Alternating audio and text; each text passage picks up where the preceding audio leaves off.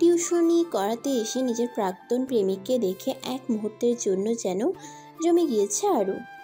এত বছর পর আবার নিজের অতীত যে এভাবে ওর সামনে এসে দাঁড়াবে সেটা ওর কল্পনার বাহিরে ছিল। সপ্তাহখানেক আগেই এই টিউশনিটা পেয়েছিল সে, তবে এটা যে নাহিয়ানদের বাসা সেটা সে জানতো না। তবে নাহিয়ানের দৃষ্টি দেখে মনে হচ্ছে যে সে আরুকে চিনতে পারেনি।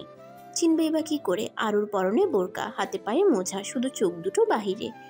এক দৃষ্টিতে তাকিয়ে আছে আরু। হঠাৎ করে সেই চেনা কণ্ঠস্বরে কেঁপে উঠল আরু। জি বলুন, কাকে চান?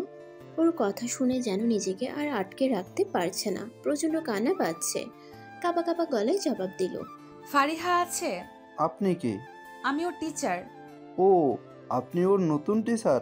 ওরা তো বাসায় নেই, ভাইয়ার কোনো এক বন্ধুর বাড়িতে গেছে।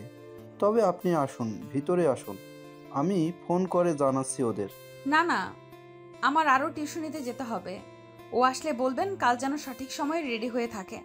বলে কোনো মতে পিছন ফিরল আরু। নাহিয়ানের সামনে থাকতে চাচ্ছে না আর আরু, তা না হলে আবার নতুন করে ওর প্রতি দুর্বল হয়ে পড়তে পারে। কিন্তু আর এত বছর পর সে চায় না নাহিয়ানের প্রতি দুর্বল হতে, আর চায় না আবার কোনো কষ্ট পেতে। অনেক কষ্টে নিজেকে সামলিয়ে নিয়েছে, আর পারবে না একই রকম কষ্ট বারবার পেতে। দ্রুত পা চালিয়ে চলে গেল সেখান থেকে। নাহিয়ান দাঁড়িয়ে পিছন থেকে দেখতে লাগলো আরুকে। খুব চেনা লাগছে মেয়েটাকে, চোখ দুটো ভীষণ চেনা ওর। আরু? না না আরু, কি করে হবে? ধুর, আমি কি সব ভাবছি। ও এতদিনে নিশ্চয় বিয়ে করে সুখী আছে, আমিও কি সব যে ভাবছি। বলে দরজা আটকে ভিতরে চলে গেল। আখির আজ কোনো কিছুতেই মন বসছিল না, খুব অস্থির লাগছে।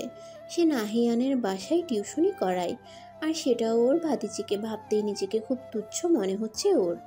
এটা নাহিয়ানদের বাসা, আগে জানলে আমি এই টিউশনিটা কখনোই নিতাম না। কিন্তু নাহিয়ানকে তো এই কয়েকদিনে একবারের জন্য দেখিনি, আর না ওর মাকে। নাহিয়ানের মাকে আগে থেকেই চিনতো আরু। যদি ওর মাকেও দেখতো তাহলে সে এরকম ভুল করতো না। তাড়াতাড়ি বাকি টিউশনিগুলো শেষ করে নিজের বাড়ির দিকে রওনা দিল। মাথায় এখন শুধু একটাই কথা ঘুরছে যে ও নাহিয়ানের বাসায় টিউশন করায়। রাস্তায় হাঁটতে হাঁটতে ওর চোখের সামনে ভেসে উঠল 5 বছর আগে সেই পুরনো স্মৃতি। ফুচকার দোকানের সামনে দাঁড়িয়ে সানজিদাকে দাঁড়িয়ে থাকতে দেখে রিক্সা থেকে নেমে দৌড়ে আসছিল আরু। কারণ সানজিদা গত 1 ঘন্টা যাবৎ সেখানে দাঁড়িয়ে আরুর জন্য অপেক্ষা করছে। তাই কোনো দিকে না তাকিয়ে সোজা দৌড় লাগিয়েছিল সে। কিন্তু কিছু দূর যেতে না যেতেই একটা মেয়ে এসে ওর বোরকা টেনে ধরে বলল, আপু আপু, একটা ফুল নেবেন? মেয়েটার কথা শুনে পিছন ফিরে তাকিয়ে দেখে বছর 6-এর একটা মেয়ে, জীর্ণ শীর্ণ পোশাক, উস্কো খুস্কো চুল, মুখে দারিদ্র্যের ছাপ। এরপরও প্রাণোচ্ছল হাসি নিয়ে ফুল হাতে দাঁড়িয়ে আছে। মেয়েটাকে দেখেই মায়া লাগলো আরুর। বাচ্চাটার সামনে বসে ওর চুলে হাত বুলিয়ে দিয়ে বলল, নাম কি তোমার? আমার নাম পুষ্প। বাহ, অনেক সুন্দর নাম। আপু, একটা ফুল নেবেন? কত করে ফুল?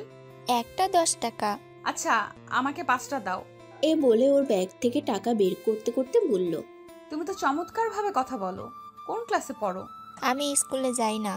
একটা ভাইয়া আইসা প্রতিদিন রাতে আমার বস্তিতে সব বাচ্চাদের পড়া শেখায়। তাই নাকি? তোমার বাসায় কে কে আছেন? মা, ছোট ভাই আর আমি। ও, বলে বাচ্চাটার হাতে 100 টাকার নোট কুচি দিয়ে ফুলগুলো নিয়ে হেলে দুলে সানজিদার দিকে পা বাড়ালো আরু। উদ্দেশ্য সানজিদাকে আরও বিরক্ত করা। তখন পিছন থেকে বাচ্চাটা বাকি টাকা ফেরত দিতে ডাকলে টাকাটা রেখে দিতে বলে সামনে ঘুরে হাঁটা দিবে, এমন সময় ধাক্কা খেয়ে ফুল সমেত রাস্তায় পড়ে গেল আরু। নিচে পড়েই হাতের কোনোই চেপে ধরে উপরে তাকিয়ে দেখে একটা ছেলে দাঁড়িয়ে আছে সামনে। সানজিদা ছাড়া অন্য কারোর সাথে তর্ক করাটা আরুর পছন্দ নয়। তাই ধীরে ধীরে 5টা ফুল তুলে নিয়ে দাঁড়িয়ে ছেলেটাকে সরি বলে সানজিদার কাছে এলো।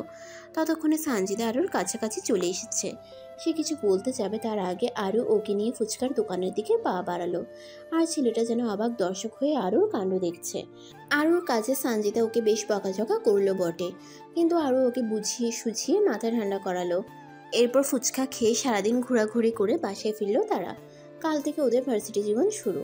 তাই দুই বেস্টু মিলে একটু ঘোরাঘুরির উদ্দেশ্যে বেরিয়েছিল। প্রথম দিন আজ, তাই ক্লাস তেমন হচ্ছে না।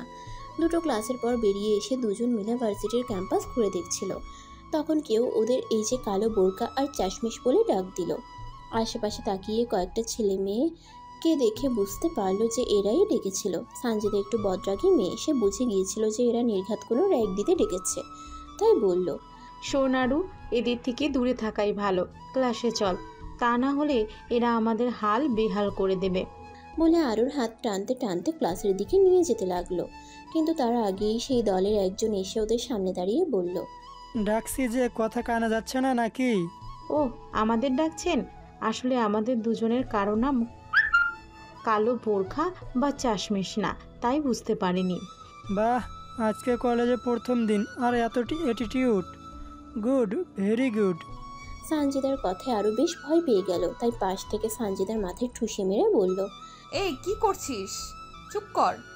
আর ওকে ফিসফিস করতে দেখে ছেলেটা বলল, এই কি ফিসফিস করছো? না ভাইয়া, কিছু না।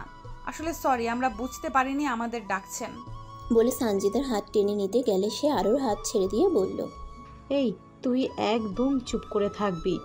এদের কথাবার্তার সময়ই ছেলেটার দলের বাকিরা সেখানে উপস্থিত হলো। আর ছেলেটা রেগে জোরে সানজিদাকে ধমক দিয়ে চুপ করতে বলল, যার ফলে আরও আর সানজিদা ভয়ে কেঁপে উঠল। দুজনের হার্টবিট যেন ভয়ে আরও দ্বিগুণ হয়ে গেল। তোমাদের ভালোর জন্যই ডেকেছিলাম, কিন্তু তোমরা ভালোর যোগ্য না। এ মেয়েটা ভালো, তুমি যদি ওর সাথে চলে যেতে তাহলে আমি কিছুই করতাম না, কিন্তু এখন তোমাকে ছাড়ছি না। ভাইয়া প্লিজ, সরি বলছি তো। আর আপনি আমাকে যা বলার বলুন, ওকে ছেড়ে দিন। ও খুব ভালো মেয়ে। ভয়ে কাঁপতে কাঁপতে সানজিদা কথাটা বললে ছেলেটা বাঁকা হেসে আরুর দিকে তাকিয়ে বলল, বাহ, এতক্ষণ সিংহের মতো গর্জন করছিলে, আর এখন ভিজা বিড়াল হয়ে গেলে? আর বেশি আইডিয়া দিলে তো। মনে তো হচ্ছে দুজন বেশ ভালো বন্ধু। তাহলে একে শাস্তিটা দেই, কি বলো? তাহলে ও শাস্তিও পাবে, অনুতপ্তও হবে। ছেলেটার কথা ওর বন্ধুরা সহ আরু আর সানজিদাও যেন অবাক চোখে তাকালো। এরপর ওর বন্ধুদের মাঝে একজন বলে উঠল, মেহেদি, কি বলছিস এসব? পাগল হয়ে গিয়েছিস? র‍্যাক দিবি তুই? নাহি জানিয়ে পারলে আজ তো গিলে খাবে। আর তাছাড়াও ওই মেয়েটার তো কোনো দোষ নেই, যার দোষ তাকে শাস্তি দে। সেটা পরে দেখা যাবে। এই মেয়ে আমাকে অ্যাটিটিউড দেখায়, এ তো সাহস। একে তো ছাড় দেব না আমি কোনো মতেই। আর একে শাস্তি দিলেও ও শুধু শাস্তি পাবে, বুঝলি? বলে আরুর দিকে তাকিয়ে বলল, শোনো মেয়ে, মাঠে গিয়ে যাকে দেখবে পিঙ্ক শার্ট বা টি শার্ট পরা তাকে গিয়ে প্রপোজ করবে। আরু সাধারণত শান্তশিষ্ট মেয়ে, কিন্তু রেগে গেলে পুরো রণচণ্ডী। এখন এই মেহেদি নামের ছেলেটার কথা শুনে সে প্রচণ্ড রকমের রেগে গেছে। চোখ দুটো লাল হয়ে আছে। রেগে গিয়ে ছেলেটাকে বলল, অনেক অসভ্য দেখেছি আমি আমার জীবনে, কিন্তু আপনার মতো অসভ্য আমি এই জীবনে দেখিনি। মেয়েদের সম্মান দিতে শেখেননি? কি করে পারলেন আপনি আমাকে এই কথাটা বলতে? আর আমার ফ্রেন্ড যা বলেছে এর জন্য আমি আপনাকে সরি বলেছি। আর আপনি কি করে ভাবলেন যে আমি আপনার কথা মতো কাজ করব? মেয়েদের সম্মান দিতে শিখুন। আপনি সিনিয়র বলে এই নয় যে আপনার কথা মতো চলতে হবে। ফার্দার কাউকে এই রকম আজে বাজে টাস্ক দেওয়ার আগে কমপক্ষে 1000 বার ভাববেন। সবাইকে নিজের মতো শেমলেস ভাববেন না। আরুর কথার মাঝেই সেখানে আরেকটা ছেলে উপস্থিত হলো। ওকে দেখে বাকি ফ্রেন্ডরা নাহিয়ান নাহি বলতে বলতে সেদিকে গেল। আর নাহিয়ানকে দেখে আরও বেশ অবাক হলো। এটা কালকের সেই ছেলেটা যার সাথে আরও ধাক্কা খেয়েছিল। নাহিয়ানও হয়তো চিনতে পেরেছে, তাই ও ওদের সামনে এসে কিছু বলতে যাবে তার আগেই আরও তেড়ে নাহিয়ানের সামনে এসে বলল, ফ্রেন্ডের হয়ে সাফাই গাইতে আসবেন না। ফ্রেন্ডের সাফাই না গিয়ে ফ্রেন্ডকে মেয়েদের সম্মান দিতে শেখান। বলে আরও সানজিদার হাত টেনে সেখান থেকে চলে গেল। আর নাহিয়ান বাকিদের থেকে সবটা শুনে রেগে মেহেদিকে বকাঝকা করলো। পুরো ক্যাম্পাস খুঁজেও আরুকে খুঁজে পাওয়া গেল না, হয়তো সে চলে গিয়েছে। তাই নাহিয়ান মেহেদিকে রাগ দেখিয়ে পরের দিন সরি বলতে বলে চলে গেল। কলেজে প্রবেশ করতেই কোথা থেকে যেন মেহেদি বিদ্যুৎ গতিতে আরুর সামনে এসে দাঁড়ালো। এভাবে হঠাৎ সামনে আসে ভয়ে 2 কদম পিছিয়ে গেল আরু। এরপর আবার কালকের কথা মনে পড়তেই মেহেদিকে উপেক্ষা করে চলে যেতে নিলে পিছন থেকে কেউ হাত টেনে ধরলো। মেহেদি ধরেছে ভেবে রেগে পিছন ফিরে তাকিয়ে কিছু একটা বলতে যাবে, তখন দেখে নাহিয়ান ওর হাত ধরে আছে। আপনি? আমি।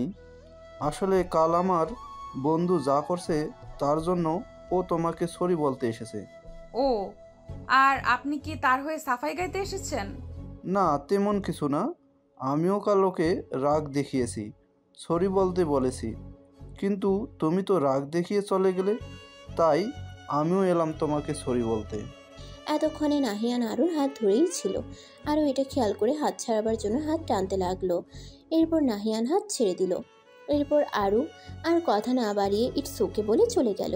নাহিয়ান ফুটবল খেলার জন্য কলেজে ফেমাস ছিল, দারুণ ফুটবল খেলতো। কলেজে ফুটবল ম্যাচ ছিল, তাই দুটো ক্লাসের পর ছুটি দিয়েছে কলেজ। আরও বাসে ফিরবে, কিন্তু সানজিদা হোস্টেলে থাকে বিধায় সে বলছে থেকে যেতে, কারণ তার রুমমেটরা ফিরতে লেট আছে আর এখন গেলে তাকে একা থাকতে হবে। না না করেও থেকে গেল আরু। হিজাবের একটা পিন মাথায় গেঁথে গেছে প্রায়, সেটা ঠিক করতে সানজিদাকে নিয়ে কমন রুমে গেল আরু, কারণ কমন রুম এখন ফাঁকা ছিল, সবাই নিচে। হিজাব আবার দ্বিতীয়বার পড়া প্রায় কমপ্লিট, শুধু নেকাব বাঁধার বাকি আছে। তখন কিছু একটা শব্দ শুনে পিছন ফিরে দেখে সানজিদা পাশে নেই। শব্দটা কোথায় থেকে আসছে তা খুঁজতে খুঁজতে দরজার কাছে আসতেই একটা ধাক্কা খেলো। মাথায় হাত দিয়ে সামনে তাকাতেই দেখলো নাহিয়ান চোখ বড় বড় করে তাকিয়ে আছে। এইভাবে তাকানোর কোনো কারণ খুঁজে পেল না আরু, কিন্তু হঠাৎ যখন মনে পড়লো সে নেকাব বাঁধেনি, তখন তাড়াতাড়ি নাহিয়ানের দৃষ্টির আড়ালে চলে গেল। কমন রুমের দরজা লক করে তাড়াতাড়ি আয়নার সামনে ফিরে এসে নেকাব বেঁধে ব্যাগ নিয়ে এসে দরজা খুলে দাঁড়ালো। নাহিয়ান তখন কমন রুম থেকে কিছুটা দূরে মেহেদির সাথে দাঁড়িয়ে আছে, তবে তার দৃষ্টি আরুর দিকে। আরুর কিছুটা অস্বস্তি বোধ হচ্ছিল, কিন্তু সানজিদা খুঁজবে ভেবে সেখানে দাঁড়িয়ে আছে।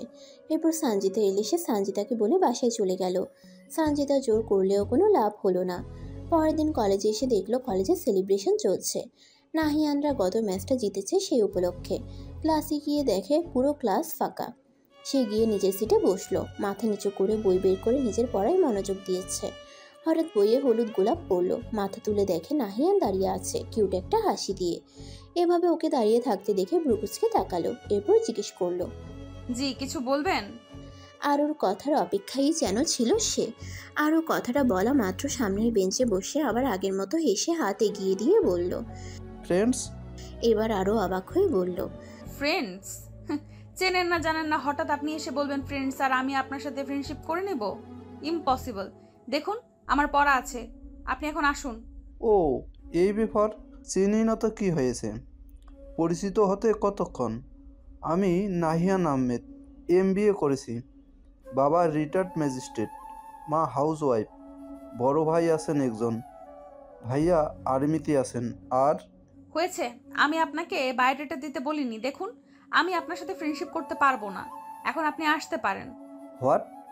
আসতে পারেন মানে? অপরিচিত কারোর সাথে ফ্রেন্ডশিপ করো না? এখন পরিচিত হতে চাচ্ছি, সেটাও দিচ্ছ না। সত্যি করে বলো তো, কাহিনী কি? মানে কিসের কাহিনী? কোনো কাহিনী নেই, আমার পড়া আছে। মানে তুমি কি কালকের জন্য আমার সাথে এরকম বিহেভ করছো? দেখো, ওটা একটা অ্যাক্সিডেন্ট ছিল, আর আমি প্রথম দিন থেকেই তোমার সাথে ফ্রেন্ডশিপ করতে চাচ্ছি। কিন্তু মেহেদি ডাফারটার জন্য প্রথম দিন তুমি হার্ট হয়েছিলে, আর এরপর আমিও ব্যস্ত ছিলাম, তাই আর তেমনভাবে কথা হয়ে ওঠেনি। আজ ফ্রি, তাই কথা বলতে এলাম। আপনি আসুন প্লিজ। কেউ এইভাবে আপনাকে আর আমাকে এইখানে দেখলে খারাপ ভাববে। আপনার কিচ্ছু হবে না, সবাই আমাকে খারাপ বলবে। প্লিজ এই ব্যাপারে পরে কথা বলবেন, প্লিজ।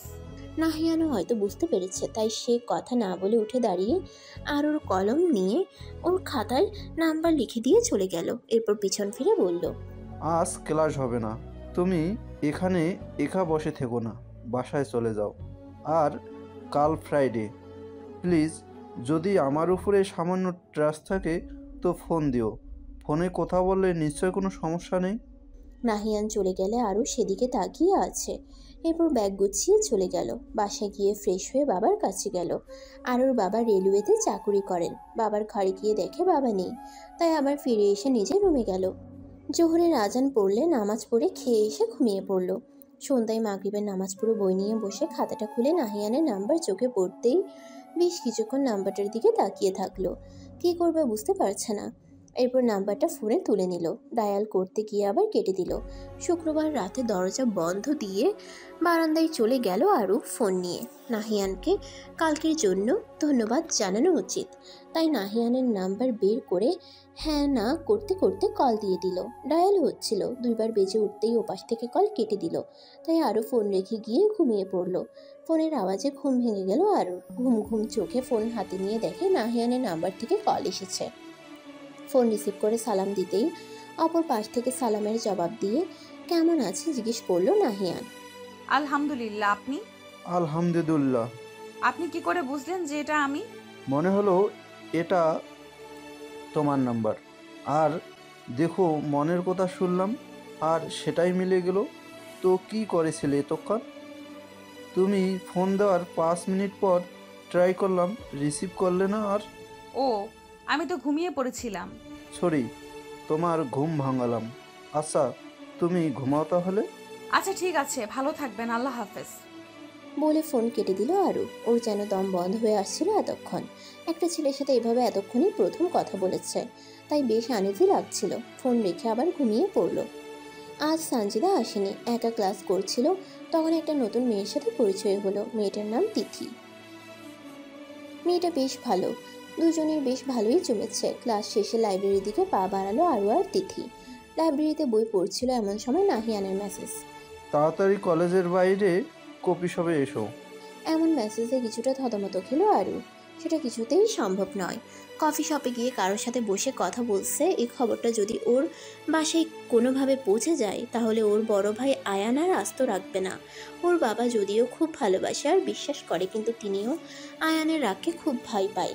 তাই নাহিয়ানকে মেসেজে যেতে পারবে না বলে আবার বই পড়ায় মনোযোগ দিল। নামাজ পড়ে পড়াশোনায় ব্যস্ত সময় পার করছে আরু। এই সময় আয়ান এলো আরুর রুমে। আয়ান সচরাচর আরু রুমে আসে না, তাই আয়ানকে দেখে বেশ অবাক হলো আরু। পড়া ছেড়ে আয়ানের দিকে অবাক হয়ে তাকিয়ে বলল, ভাইয়া কিছু বলবে? কিছু বলতে হলেই কি তোর রুমে আসতে হবে নাকি? এছাড়া কি তোর রুমে আসা নিষেধ নাকি আমার? না না, সেটা না। তুমি তো আমার রুমে তেমন আসো না, তাই জিজ্ঞেস করলাম। বুঝেছি। আসলে এলাম তোর সাথে একটু গল্প করতে। বলে আরুর বিছানায় বসে পড়ল। আরুর বড় ভাই আয়ান আশরাফ মাল্টি ন্যাশনাল কোম্পানিতে জব করছে। 1 মাসের মতো হয়েছে জয়েন করেছে। আয়ানকে এভাবে দেখে বেশ খুশি হলো আরু। ভাইয়ের সাথে নির্ভয়ে কথা বলার খুব ইচ্ছে করে, কিন্তু ভয়ে পারে না। আজ সুযোগ পেয়ে হাতছাড়া করতে চাচ্ছে না, তাই ঝটপট বই খাতা গুছিয়ে রেখে চেয়ার টেনে ভাইয়ের সামনে বসলো। চোখে মুখে খুশির ঝিলিক। আরু, তোর পড়াশোনা কেমন চলছে? নতুন কলেজের পরিবেশ কেমন লাগছে? ভালো ভাইয়া, আমার নতুন একটা বন্ধু হয়েছে, নাম তিথি। খুব ভালো মেয়ে। আজ দুজনে বেশ আড্ডা দিয়েছি। আয়ান আরুর বাচ্চামিতে বেশ অবাক হলো। একটা বাচ্চা যেমন প্রথম দিন স্কুল থেকে ফিরে বাসার সকলকে বলে যে স্কুলে কি হয়েছে না হয়েছে, এই মেয়ে ঠিক প্রথম স্কুলে যাওয়ার মতো গল্প বলছে যে ওর একটা ফ্রেন্ড হয়েছে। আরুর বাচ্চামিতে আয়ান হেসে আরুকে বলল, তাই নাকি? তা একদিন তোর বন্ধুকে বাসায় নিয়ে আসিস। আচ্ছা ঠিক আছে ভাইয়া। জানো, কলেজে প্রথম দিন সানজিদার ভুলের জন্য আমাকে একটা সিনিয়র ভাইয়া র‍্যাগ দিতে চেয়েছিল। যত সব আজে বাজে কথা বলছিল, যে যাকে দেখবো পিঙ্ক শার্ট বা টি শার্ট পরা তাকে নাকি প্রপোজ করতে হবে। আয়ান এই কথাটা শুনেই বেশ রেগে গেল। সে রেগে গিয়ে বলল, কি? কার এত বড় সাহস? তুই চিনবি তো তাকে, তাই না? কাল আমি তোকে কলেজে নিয়ে যাব। এরপর যে এই কথাটা বলেছে তাকে দেখিয়ে দিবি। আমি ওকে উচিত শিক্ষা দেব। আরে ভাইয়া, আমার পুরো কথাটা তো শুনবে। আগেই কমপ্লিমেন্ট করবে না, একদম বলে দিচ্ছি। আচ্ছা বল। আমিও বলেছি যে অনেক অসভ্য দেখেছি আমি আমার জীবনে, কিন্তু আপনার মতো অসভ্য আমি এই জীবনে দেখিনি। মেয়েদের সম্মান দিতে শেখেননি? কি করে পারলেন আপনি আমাকে এই কথাটা বলতে? আর আমার ফ্রেন্ডস যা বলেছে এর জন্য আমি আপনাকে সরি বলেছি। আর আপনি কি করে ভাবলেন যে আমি আপনার কথা মতো কাজ করব? মেয়েদের সম্মান দিতে শিখুন। আপনি সিনিয়র বলে এই নয় যে আপনার কথা মতো চলতে হবে। ফার্দার কাউকে এরকম আজে বাজে টাস্ক দেওয়ার আগে কমপক্ষে 1000 বার ভাববেন। সবাইকে নিজের মতো শেমলেস ভাববেন না। তারপর সেখান থেকে চলে এসেছি, আর তখন পেছনে শুনেছি যে ওনার একটা ফ্রেন্ড ওনাকে বকাঝকা করছে। এরপর পরের দিন কলেজে ঢুকতেই এসে সরি বলেছেন। তারপর থেকে আর আমাকে কিছু বলেনি। বাহ, আমার বোন তো দেখি পুরো ঝাঁসি কি রানী। আয়ানের কথায় আরো বেশ পার্ট নিয়ে সামনের চুলগুলো পিছনে দিয়ে বলল, দেখতে হবে না কার বোন? বলে দুই ভাই বোনে মিলে হাসতে লাগলো। আয়ান আজ ভাই বোনের এত মধুর সম্পর্কের মর্ম বুঝতে পারলো। সে এতদিন মিথ্যে মোহে পড়ে এসবের থেকে দূরে ছিল, জীবনের সুন্দর মুহূর্তগুলো থেকে দূরে ছিল। ভাবতেই মনের কোণে এক পশলা মেঘ জমে গেল। এরপর ওদের মা রাতের খাবার খেতে ডাকলে আরও খেতে চলে গেল, আর পিছু পিছু আয়ান। খাবার খেয়ে এসে নিজের টেবিলে গিফট বক্স দেখে বেশ অবাক হলো আরু। বক্সের নিচে একটা চিরকুট, তাতে লেখা, আজ আমি আমার প্রথম স্যালারি পেয়েছি, সেটা দিয়েই তোর জন্য এই গিফটটা নিয়েছি। তোকে কি করে দেব বুঝতে পারছিলাম না, তাই এই ব্যবস্থা। সরি বোন, আমি একটা ভুলের জন্য তোকে এতদিন আমার থেকে দূরে রেখেছিলাম। তোর সাথে ভালোভাবে কথা বলতাম না, কিন্তু বিশ্বাস কর, তোকে আমি খুব ভালোবাসি। পারলে ক্ষমা করে দিস তোর ভাইকে। চিঠিটা পড়েই একটু মন খারাপ লাগলো যে ওর ভাইয়ের সাথে ওর সম্পর্কটা আর 10টা ভাই বোনের মতো না। বছর 3 আগেও ওরা বেশ স্বাভাবিক ছিল, কিন্তু হঠাৎ করে আয়ান কেমন যেন দূরে দূরে থাকতে শুরু করে দেয়। আরও এটা বুঝতে পেরেও কিছু বলেনি, ভেবেছে ভাইয়ের হয়তো পড়াশোনার চাপ। কিন্তু একদিন আয়ানের ঘর গোছাতে গিয়ে দেখে আয়ানের জানালার পাশে সিগারেটের ফিল্টার পড়ে আছে। সেটা দেখে বেশ অবাক, কারণ ওর জানা মতে আয়ানের কোনো বাজে নেশা ছিল না। আরও কিছু না ভেবে ফিল্টারটা ওর মাকে দেখায়, যার ফলে আয়ানের সাথে ওর মা রাগারাগি করে। আর আয়ান সেখান থেকে বেরিয়ে এসে সোজা আরু রুমে গিয়ে আরুকে থাপ্পড় মেরে বলে, হয়েছে শাস্তি। এটাই তো চাস তুই, যাতে আমাকে বাসার সকলে খারাপ ভাবুক। হয়েছিস তো সেটা, তাই না? আরও কথার আগামাথা কিছু বুঝতে না পেরে গালে হাত দিয়ে ছলছল চোখে আয়ানের দিকে তাকিয়ে জিজ্ঞাসা করলো, কি বলছো এসব তুমি ভাইয়া? আমি আবার কি করলাম? এখন একদম ন্যাকা শাস্তে আসবি না আরু। আর একটা কথা, তোকে আজ আমি স্পষ্ট জানিয়ে দিচ্ছি, আজকের পর থেকে তুই আমার সাথে কথা বলতে আসবি না। আর আমার রুমে যেন তোর ছায়াও না পড়ে। বলে গটগট করে চলে যায় আয়ান। আর আরও আয়ানের কথায় বেশ আঘাত পেল। যেখানে বাবা মা আজ অব্দি ওর গায়ে হাত তোলেনি, সেখানে ভাইয়ের হাতে মার খেয়ে বেশ অভিমান হলো ওর। সেদিনের পর থেকে আয়ানের রুমের ধারে কাছেও যায় না ও। কিন্তু নানাভাবে কথা বলার চেষ্টা করেছে, কিন্তু কোনো লাভ হয়নি। চিঠি পড়ে খারাপ লাগলেও ভাই গিফট করেছে ভেবে খুশিতে লাফিয়ে উঠে গিফট খুলে দেখে ভিতরে অনেকগুলো চকলেট আর একটা ফোন। আর ওর আগের ফোনটা বাটন সেট ছিল, নতুন ফোন পেয়ে ওর খুশি দেখে কে, বাড়ির সকলকে দেখিয়ে বেড়াচ্ছিল। ফোনে সিম ভরানোর জন্য আগের ফোন হাতে নিতেই চমকে উঠল আরও। অনেকগুলো মিসড কল আর মেসেজ এসেছে। তাড়াতাড়ি ওপেন করে দেখে সব নাহিয়ানের মেসেজ আর ফোন। তুমি কি আমার উপর রেগে আছো? সরি, প্লিজ কথা বলছো না কেন? সরি বললাম তো, প্লিজ একটাবার ফোন রিসিভ করো, আমার টেনশন হচ্ছে। Sorry sorry. এরকম আরও অনেক মেসেজ। নতুন ফোন নিয়ে মাতামাতি রেখে ফোন চার্জে দিয়ে দরজা আটকে বারান্দায় চলে গেল। এরপর নাহিয়ানের নাম্বারে ডায়াল করতেই সাথে সাথে ফোন রিসিভ করলো সে। আসসালামু আলাইকুম। ওয়ালাইকুম আসসালাম। সরি, তুমি আমার উপরে রেগে থেকো না প্লিজ। আমি বুঝতে পারিনি যে তুমি রেগে যাবে। আর কখনো তোমাকে আমি কোথাও দেখা করতে বলবো না। কথা বলা বন্ধ করো না প্লিজ। নাহিয়ানের কথায় বিস্ময়ের সাথে জবাব দিল আরু। কি বলছেন এসব? আমি রাগ করিনি, আসলে আজ ভাইয়ের সাথে আড্ডা দিলাম অনেকদিন পর, তাই ফোন হাতে নেইনি। আর খাওয়া শেষে ফোন নিতে এসে দেখি একটা গিফট বক্স ভাইয়া গিফট দিয়েছে। খুলে দেখি নতুন ফোন, তাই একটু এক্সাইটেড ছিলাম। এই ফোনের কথা ভুলেই গিয়েছিলাম। রেগে নেই তো তুমি আমার উপরে? না। আর আপনি এত হাইপার হয়ে যাচ্ছিলেন কেন?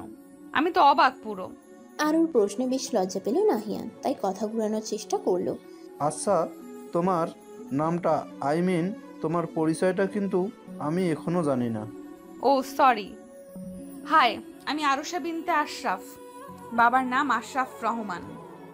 বাবা রেলওয়েতে আছেন। মায়ের নাম রাশেদা বেগম, মা গৃহিণী। বড় ভাই আছে একটা, নাম আয়ান বিন আশরাফ। Arusha, nice name. আর কোনো নাম নেই? আর নাম বলতে সবাই আরু বলেই ডাকে। That's great. আরু, কাল কলেজের নবীনবরণ অনুষ্ঠান আসবে না? না, এইসব ফাংশনে যেতে ভালো লাগে না। আরে এসো প্লিজ, দেখো ভালো লাগবে। এরপর নাহিয়ানের বেশ জোরাজুরিতে আরও রাজি হলো যেতে। শুধু নাহিয়ানের জোরাজুরি বললে ভুল হবে। বিকালের দিকে সানজিদাও ফোন করে অনেকক্ষণ বলেছে যেতে, তাই ভাবলো গেলে ভালোই হয়, তাই রাজি হয়েছে। তবে বাদ সাধলো শাড়ি পরে যাওয়ার কথা। নাহিয়ান বলছে শাড়ি পরে যেতে, সানজিদাও বলছিল সে নাকি শাড়ি পরে যাবে। আর নাহিয়ানকে না করলেও কথা শুনলো না সে, বললো শাড়ির সাথে হিজাব পরতে, তারপরও শাড়ি পরতে। অগত্যা কি আর করার, অবশেষে রাজি হলো। এরপর বেশ কিছুক্ষণ কথা বলে ফোন রেখে দিয়ে ঘুমিয়ে পড়লো। হাঁটতে হাঁটতে কখন যে বাসায় ফিরে এসেছে আরও বুঝতেই পারেনি। হঠাৎ মায়ের আওয়াজে ঘোর কেটে গেল। লক্ষ্য করলো সে দরজার সামনে দাঁড়িয়ে আছে, আর ওর মা দরজায় দাঁড়িয়ে আছে। মাকে পাশ কাটিয়ে বাসায় ঢুকতেই মায়ের প্রশ্ন শুরু হয়ে গেল। কি রে, কি এত ভাবছিস? এসে থেকে দেখছি অন্যমনস্ক হয়ে আছিস। জানিস তোকে আমি প্রায় 10 মিনিট ধরে ডাকছি, আমি তো ভয় পেয়ে গেছিলাম। শরীর ঠিক আছে তোর? মাকে কিছু বুঝতে না দিয়ে স্বাভাবিক হওয়ার চেষ্টা করে বলল, হ্যাঁ মা, আমি ঠিক আছি। মা ভাইয়া কোথায়? আয়ান তো অফিসে ফিরিনি এখনো। শোন না মা, তোর সাথে আমার খুব প্রয়োজনীয় একটা কথা ছিল। হ্যাঁ বলো। আয়ানটাকে এত করে বলছি যে বিয়ে করে নিতে, কিন্তু ও কোনো মতেই রাজি হচ্ছে না। ওর সাথে একটু কথা বলে দেখ না মা। কারো কথা শুনে না ছেলেটা। তোর বাবা নেই, আমিও কবে যে চলে যাব কে জানে। তোদের দুটোকে যার যার সংসারে সুখী দেখলে যে আমি মরেও শান্তি পাবো রে মা।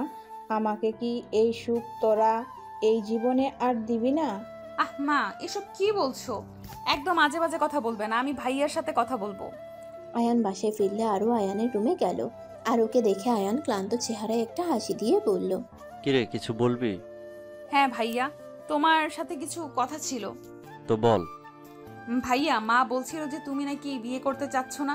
আরু, আমি আর জীবনে আর কখনো মা আর তোকে ছাড়া অন্য কোনো মেয়েকে বিশ্বাস করতে পারবো না। মানে এসব কি বলছো ভাইয়া? যা বলছি ঠিকই বলছি। কিন্তু কি হয়েছে সেটা তো বলবে। শুনবি তুই? আচ্ছা, আমি ফ্রেশ হয়ে এসে বলছি, অপেক্ষা কর। আমি তখন অনার্স 3য় বর্ষে পড়তাম, যখন আমি একটা মেয়েকে প্রথম দেখায় ভালোবেসে ফেলি। মেয়েটা আমাদের কলেজের পাশে যে কলেজটা আছে সেখানে ও একাদশ শ্রেণীতে পড়তো। আমি প্রতিদিন ওকে দেখার জন্য ক্লাস ফাঁকি দিয়ে ওর কলেজের সামনে গিয়ে দাঁড়িয়ে থাকতাম, যেন এক পলক ওকে দেখার জন্য আমার হৃদয়ে তোলপাড় শুরু হয়ে যেত। ভয়ে ওর সাথে কথা বলতে পারতাম না। 6 মাস এভাবে লুকিয়ে লুকিয়ে দেখতে লাগলাম। তবে একদিন অনেক চেষ্টা করে এক বুক সাহস নিয়ে ওর সামনে দাঁড়ালাম। আমি ওকে সবটা বললাম। তখন ও আমাকে বলছে যে ও নাকি এসব রিলেশনশিপে যেতে চায় না। আমি হাল ছাড়িনি। ওকে মাঝে মাঝেই প্রপোজ করতাম, পেছনে পেছনে ঘুরঘুর করতাম। বেশ এভাবেই 3-4 মাস ঘোরাঘুরি করার পর ওর দিক থেকে পজিটিভ সিগন্যাল পেয়েছিলাম। এরপর থেকে আমাদের প্রেম শুরু হলো। বেশ কাটছিল আমাদের দিন।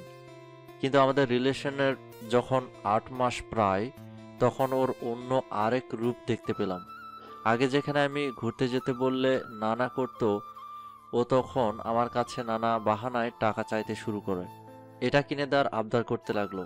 প্রথম প্রথম আমি খুশি মনে মেনে নিয়েছিলাম, কিন্তু দিন দিন ওর ব্যবহার নিম্নমানের হতে লাগলো। সামান্য বিষয়ে শৃঙ্খলেট করতে শুরু করলো। ওরা এত প্যারা নিতে না পেরে আমি সিগারেট খাওয়া শুরু করেছিলাম। তখন তুই আমার ঘর গোছাতে এসে আমার রুমে সিগারেটের ফিল্টার পেয়ে মাকে দেখিয়েছিলি, আর আমি তোর সাথে রাগারাগি করলাম। কিন্তু আমি ওকে ছাড়িনি। ওর সাথে আমি এরপরও ভালোভাবে থাকতে চাইতাম। টিউশনি শুরু করলাম ওর আবদার পূরণ করতে। এরপর এভাবে 1 বছর কেটে গেল। এইচএসসি এক্সামের পর ও আমাদের ভার্সিটিতে ভর্তি হলো। এরপর থেকে ওর মাঝে আমি আবার নতুন করে পরিবর্তন লক্ষ্য করলাম। আমাকে তেমন একটা সময় দিত না। আমি খুব কষ্ট পেয়েছিলাম। অবশেষে একদিন সহ্য করতে না পেরে ওর সাথে রাগারাগি করি। আর সেদিন ও আমাকে কি বলে জানিস? আমি নাকি হিজড়া। যেখানে রিলেশনে সবাই অনেক এনজয় করে, সেখানে আমি শুধু হাত ধরেছি। আমার নাকি ফিলিংস নেই। এরকম আরও অনেক বাজে কথা বলেছে। শেষে শুধু বলেছে যে সে নাকি আমাতে বিরক্ত। ও নাকি অন্য আরেকজনের সাথে রিলেশনে আছে। আমার সাথে ব্রেকআপ করে চলে যায়। এর কিছুদিন পর জানতে পারি ওর যার সাথে রিলেশন সে আর কেউ নয়, আমার বেস্ট ফ্রেন্ড হাসান। বিশ্বাস করবেন, এটা শোনার পর আমার সেই মুহূর্তে মরে যেতে ইচ্ছে করছিল, কিন্তু সেটা আমি পারিনি। তবে সেদিন আমার প্রেম, ভালোবাসা, বিয়ে এসবের উপর থেকে বিশ্বাস উঠে গিয়েছিল। আর ঠিক সেদিনই আমি সিদ্ধান্ত নিয়ে ফেলি যে আমি জীবনে বিয়ে করব না। এরপর তো জব পেলাম। পরে পড়াশোনা শেষ করে আবার এই জবটা পেলাম। এই তো বেশ ভালো আছি। কি প্রয়োজন বিয়ে করার? তুই আছিস, মা আছে, বেশ কাটছে জীবন আমার। আয়ানের কথা শুনে আরুর দু চোখ ভরে উঠল। ওর ভাই কতটা কষ্ট নিজের ভিতরে জমিয়ে রেখেছে তাও বুঝতেই পারেনি কি করে একটা মেয়ে এতটা নিচু মন মানসিকতার হতে পারে। এইসব মেয়েদের জন্য মেয়েদেরকে ছেলেরা লোভী, স্বার্থপর, ধূর্ত বলে। আর ওর ভাইকে কি বলবে বুঝতে পারছে না। কিছু না বলে দু চোখে জল নিয়ে নিজের রুমে চলে গেল। মেয়েটা কত অবহেলা করেছে আয়ানকে। এরপরও আয়ান ওকে ছাড়েনি, বরং আঁকড়ে ধরে থাকতে চেয়েছিল। এইসব ভাবতে ভাবতে আবার আরও নিজের অতীতের মাঝে ডুব দিল। নবীন বরণ অনুষ্ঠানে আরও নাহিয়ানের কথা মতো শাড়ি পরে গিয়েছিল। সাদা আর গোলাপি শাড়ির সাথে গোলাপি হিজাব, একদম কৃত্রিম মতাহীন। আরও ফর্সা না হলেও উজ্জ্বল শ্যামবর্ণের, অথচ সাজহীন অবস্থায়ও ওকে অসম্ভব মায়াবী লাগছে। কথায় আছে বাঙালি রূপ নাকি বৃদ্ধি পায় শাড়িতে। কলেজে গিয়ে সানজিদার সাথে দেখা হলো। সানজিদাও শাড়ি পরেছে। ওর ফর্সা শরীরে রয়্যাল ব্লু রংটা যেন ফুটে উঠেছে। অনেক সুন্দর লাগছে, যেন আকাশ থেকে নেমে আসা কোনো আপ্সরীকে হার মানাবে সে। এখন আরুর খুব আফসোস হচ্ছিল যে ও কেন ছেলে হলো না। ছেলে হলে এই মুহূর্তে সানজিদাকে নিয়ে ডিরেক্ট কাজী অফিসে গিয়ে বিয়ের কাজটা সেরে ফেলতো। সানজিদা রাজি না হলে মাথায় একটা পিস্তল ঠেকিয়ে বলতো, সুন্দরী, তুমি বিয়ে করবা নাকি তোমাকে এই মুহূর্তে আমি এই পৃথিবী থেকে ধাক্কা মাইরা উপরে পাঠায় দিব? তুমি আমার না হইলে আমি তোমারে অন্য কারোর হইতে দিব না। তখন সানজিদা ভয় পেয়ে সাইন করে দিত। প্রাণের ভয় কার না থাকে? প্রাণের ভয়ে করে নিত বিয়ে, কিন্তু সেটা সম্ভব নয়। তাই এসব উদ্ভট চিন্তা ভাবনা মাথা থেকে ছেড়ে ফেলে দুজনে মিলে অনেক সেলফি তুললো। কিছুক্ষণ পর তিথি এসে ওদের সাথে যোগ দিল। আরও তিথি আর সানজিদার সাথে হাসাহাসি করছিল। তখন ভিড়ের মাঝে নাহিয়ানের দিকে নজর গেল। নাহিয়ান তখন বন্ধুদের সাথে কথা বলছিল। নাহিয়ানের হালকা নীলাভ চোখের উপর আগে থেকেই ক্রাশিত ছিল আরও, কিন্তু আজ নাহিয়ানের কালো পাঞ্জাবি প্যান্ট, সানগ্লাস, ঘড়ি, হালকা চাপদাড়ি আর বাদামি চুলগুলো এলোমেলোভাবে কপালে পড়ে আছে। সেটা দেখে আজ শুধু চোখ নয়, তার রূপে ক্রাশিত। আরুর মতো ভার্সিটির বেশ কিছু মেয়েরও ঠিক তেমন অবস্থা, চোখ দিয়ে গিলে খাচ্ছে ওকে। আরও নাহিয়ানের দিকে দেখছিল, তখন নাহিয়ান ওর দিকে তাকালো। চোখে চোখ পড়তেই দ্রুত চোখ সরিয়ে অন্যদিকে তাকালো আরু। ছি, এটা আমি কি করলাম? কি করে পারলাম এভাবে একটা ছেলের দিকে তাকিয়ে থাকতে? না জানি কি ভাবছেন উনি। মনে মনে কথাগুলো বলছে, তখন ফোনে একটা মেসেজ এলো। কি দেখেছিলে ওভাবে? আমাকে এ তো দেখার কি আছে? আরও মেসেজ দেখে নাহিয়ানের দিকে তাকিয়ে ভ্রু নাচিয়ে আবার ফোনের দিকে তাকিয়ে মেসেজ টাইপ করে বলল, ভেরি ফানি। আপনি ভাবলেন কি করে যে আমি আপনাকে দেখছি? আমি মোটেও আপনাকে দেখছি না, আমি স্টেজের দিকে দেখছিলাম। মেসেজ সেন্ড করে আবার নাহিয়ানের দিকে তাকিয়ে মাথা ছেড়ে পাঠ দেখিয়ে সঞ্জিতা আর তিথিকে নিয়ে সেখান থেকে অন্যদিকে চলে গেল। অনুষ্ঠান শুরু হয়েছে কিছুক্ষণ আগে। প্রফেসররা স্পিচ দিয়েছেন একে একে, আর দুজন গান করেছে। আরও সঞ্জিতা আর তিথির সাথে দাঁড়িয়ে অনুষ্ঠান দেখছিল। তখন মঞ্চে নাহিয়ানের নাম অ্যানাউন্স করা হলে বেশ অবাক হলো সে। আশপাশ থেকে সকলকে বেশ উৎসাহিত মনে হলো, কিন্তু আরও সেদিকে খেয়াল না করে নাহিয়ানকে খুঁজতে লাগলো। তখন মঞ্চের সামনে নাহিয়ানকে দেখতে পেল। নাহিয়ান আরুর দিকে এক পলক তাকিয়ে ফোনে কিছু একটা করে গিটার হাতে মঞ্চে উঠে গেল, আর আরুর ফোন বেজে উঠল। নাহিয়ান মেসেজ দিয়েছে। তখন তাহলে সে আরুকেই মেসেজ সেন্ড করেছিল। আরও মেসেজ ওপেন করে দেখলো, সেখানে লেখা, এটা তোমার জন্য সারপ্রাইজ ছিল। মেসেজটা সিন করতেই নাহিয়ানের গান ভেসে এলো আরুর গানে।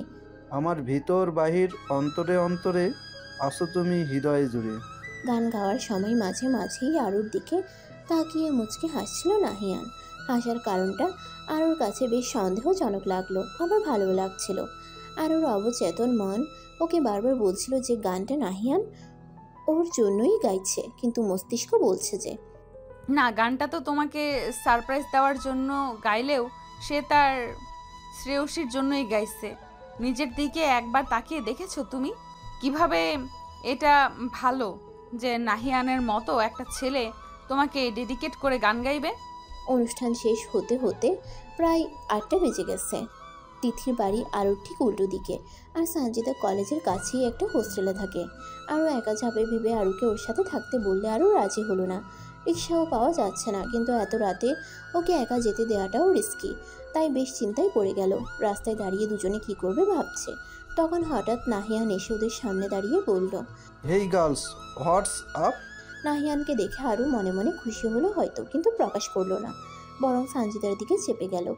এদিকে সঞ্জিতা নাহিয়ানকে পেয়ে যেন এভারেস্ট জয়ের আনন্দ পেয়ে গেল। সে খুশিতে আত্মহারা হয়ে নাহিয়ানকে বলল, ভাইয়া আপনি? ভালোই হলো আপনি এলেন, আমাদের একটা হেল্প প্রয়োজন। কি হেল্প? আসলে আরও বাসায় যাবে, কিন্তু রিক্সা পাওয়া যাচ্ছে না, আর ওকে একা যেতে দেওয়াটাও রিস্ক। আপনি যদি কাইন্ডলি ওকে একটু বাসায় পৌঁছে দিয়ে দিতেন বেশ ভালো হতো। সঞ্জিতার কথা শুনে আরও চোখ দুটো বড় বড় হয়ে গেল, যেন এই মাত্র চোখ গর্ত থেকে বেরিয়ে এসে রাস্তায় গড়াগড়ি খাবে। ও সঞ্জিতাকে কোনোই দিয়ে গুঁতো মেরে বলল, কি বলছিস সেসব? মাথা ঠিক আছে তোর? আমি ম্যানেজ করতে পারবো বলছি তো, শুধু শুধু এত টেনশন নিতে হবে না তোকে। বলে নাহিয়ানের দিকে তাকিয়ে বলল, সরি ভাইয়া, আমি ম্যানেজ করতে পারবো, আপনি প্লিজ কিছু মনে করবেন না। না না, সমস্যা নেই, আমি তোমাকে হেল্প করতে পারবো। এরপর সঞ্জিতা আরুকে নাহিয়ানের সাথে পাঠিয়ে দিয়ে হোস্টেলে ফিরে গেল। আরও অনেকবার না করলেও নাহিয়ান আর সঞ্জিতার কথায় বাধ্য হয়েই রাজি হলো যেতে। আরুর তখন নিজেকে রোবট মনে হচ্ছে। গত 2 দিন যাবৎ সে নিজের মনের বিরুদ্ধে সব নাহিয়ান আর সানজিদার জোড়াজড়িতে করছে। এটা ভেবে সে নিজেই নিজের উপর বেশ বিরক্ত অনুভব করে চাপা দীর্ঘশ্বাস ফেলে নাহিয়ানের বাইকের পিছনে উঠে বসলো। আরও তোমায় ভালোবাসার অধিকার দেবে আমাকে? নীরবে পথ চলছিল আরু আর নাহিয়ান। তখন নাহিয়ান মাঝপথে বাইক থামিয়ে দিয়ে আরুকে কথাটা বলল। আরু কি বলবে বুঝতে পারছে না।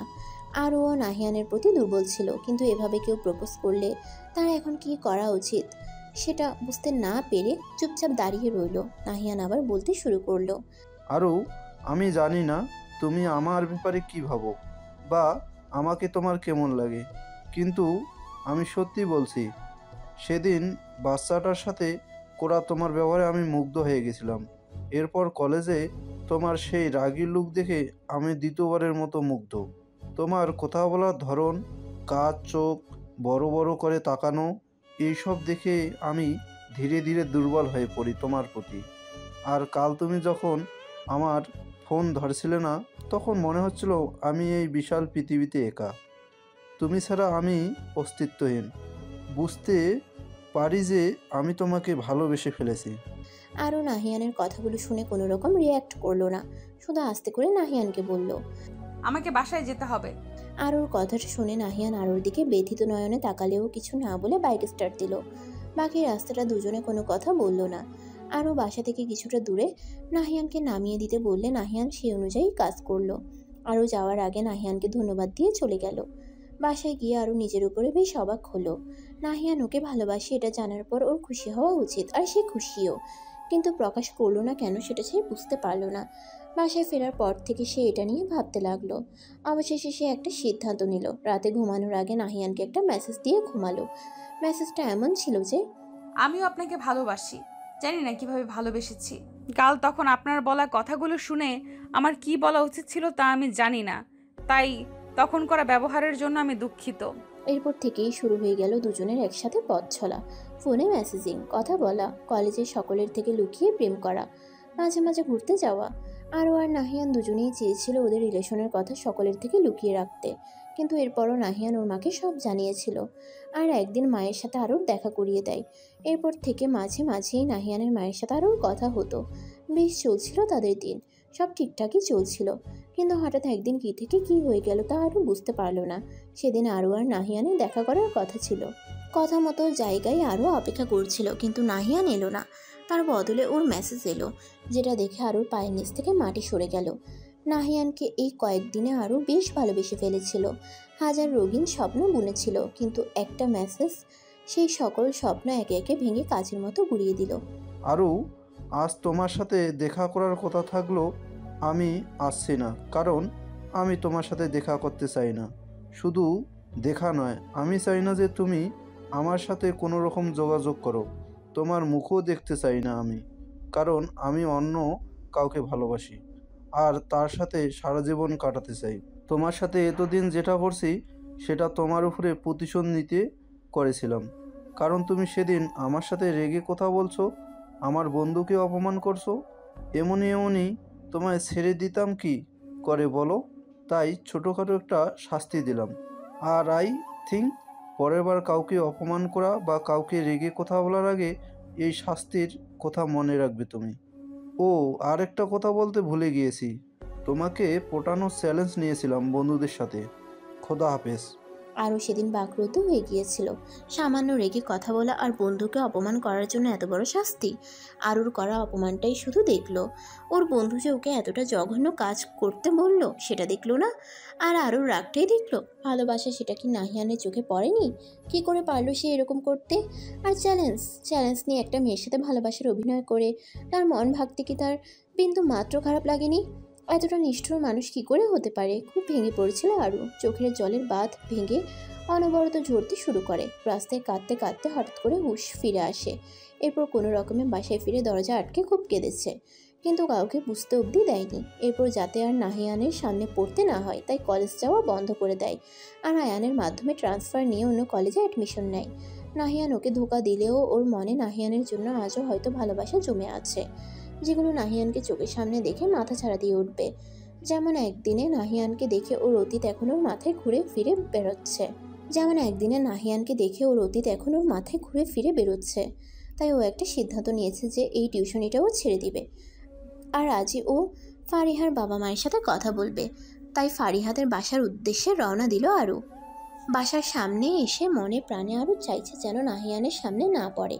বাসায় ঢোকার আগে নিজের চশমা খুলে ব্যাগে রাখলো, কারণ চশমা পরা অবস্থায় নাহিয়ান আরুকে দেখে অভ্যস্ত ছিল। যদি চিনে যায়। কলিং বেল বাজালে আজ দরজা খুলে দিল ফাবিহার মা কানিস ফাতেমা। আরুকে দেখে হেসে ভিতরে আসতে বললেন। সেই সাথে গতদিন এসে ফেরত যাওয়ার জন্য দুঃখও প্রকাশ করলেন। স্টাডি রুমে আরও মনোযোগ দিয়ে ফারিহাকে পড়াচ্ছিল। ফারিহা পড়ার মাঝে মাঝেই বিভিন্ন প্রশ্ন করত, গল্প করত, আর আরও সেগুলোর উত্তর দিয়ে গল্প শুনত। কারণ বাচ্চাদের অতিরিক্ত চাপ দিয়ে পড়াশোনা করাতে নেই, কারণ চাপ দিয়ে পড়ানোর থেকে তাদের সতেজ মনে যে শিক্ষা দেওয়া হবে সেটা তারা ইজিলি ক্যাপচার করে নিতে সক্ষম। ফারিহা একটা ম্যাথ শেষ করে আরুর দিকে তাকিয়ে জিজ্ঞেস করলো, আচ্ছা মিস, তুমি যেন তোমার নামটা কি বলেছিলে? আমি না ভুলে গিয়েছি। তাই? আচ্ছা, আমার নাম মনে রাখতে তোমার অসুবিধা হলে তুমি আমায় শুধু মিস বলেই ডেকো। কিন্তু মিস, নামটা তো আমার চাচু শুনতে চেয়েছে। কে তোমার চাচ্চু? ও, তুমি তো জানো না, আমার চাচুর নাম নাহিয়ান। চাচু এখানে থাকে না, চাচু সিলেটে থাকে। নাহিয়ান শুনতে চেয়েছে শুনে আরও বেশ অবাক হলো। নাহিয়ান কেন ওর নাম জানতে চাইবে? সে কি কিছু অনুমান করতে পেরেছে, নাকি চিনতে পেরে গেছে? আবার কি তাহলে 5 বছর আগে সে সামান্য ভুলের প্রতিশোধ নেবে নাহিয়ান? সেদিন ফোনে একটা মেসেজ দিয়েছিল আর সামনে আসতে নিষেধ করেছিল, যেখানে আরও ওর বাসায় চলে এসেছে। এবার নিশ্চয়ই সে আরও বড় শাস্তি দিবে। কথাগুলো ভেবেই আরও মাথা ভনভন করতে লাগলো। আর ওকে চুপচাপ থাকতে দেখে আবার জিজ্ঞেস করলো, মিস বলো না তোমার নাম কি? আরও কি বলবে বুঝতে পারছিল না। তখন পিছন থেকে ফারিহার মায়ের কণ্ঠ পেয়ে স্বস্তির নিঃশ্বাস ফেলল। ফারিহা, মিসকে কেন জ্বালাচ্ছ? মায়ের গলা শুনে ফারিহা চুপসে গিয়ে সোজা হয়ে বসলো। আর মিসেস কানিস ফাতেমা সেখানে এসে আরুর সাথে কথা বলতে লাগলো ফারিহার পড়াশোনার ব্যাপারে। আরও মিসেস কানিস ফাতেমাকে প্রাইভেট ছাড়ার কথা বলতে যাবে, তার আগে মিসেস কানিস ফাতেমা আরুর দিকে একটা খাম এগিয়ে দিয়ে বললেন, আরু, এটা রাখো। এটা কি? এটা তোমার টিউশনের টাকা। আসলে তুমি মাসের শেষের দিকে এসে টিউশনি শুরু করেছো, আর আগামীকাল মাস শেষ হয়েছে, আর তোমার টাকাটার প্রয়োজন হতে পারে, তাই। এর বিপরীতে আরও আর কিছু বলতে পারলো না, আবার টিউশনি ছাড়ার কথাও বলতে পারছে না। একরকম দোটানাই পড়ে গেল। ভাবতে ভাবতেই সেদিনের মতো টিউশনি শেষ করলো আরও। তবে একটা জিনিসে বেশ স্বস্তি পেল যে আজ নাহিয়ানের সামনে পড়তে হলো না। ফারিহার সাথে গল্প করছিল নাহিয়ান। তখন ফারিহাকে জিজ্ঞেস করলো নাহিয়ান, ফারিয়া, তোমার টিচারের নাম কি শুনছো? না, চাচু মিসকে জিজ্ঞেস করেছিলাম, কিন্তু মিস বলেনি। বলেছে আমার নাম মনে রাখতে অসুবিধা হলে আমাকে মিস বলে ডাকতে।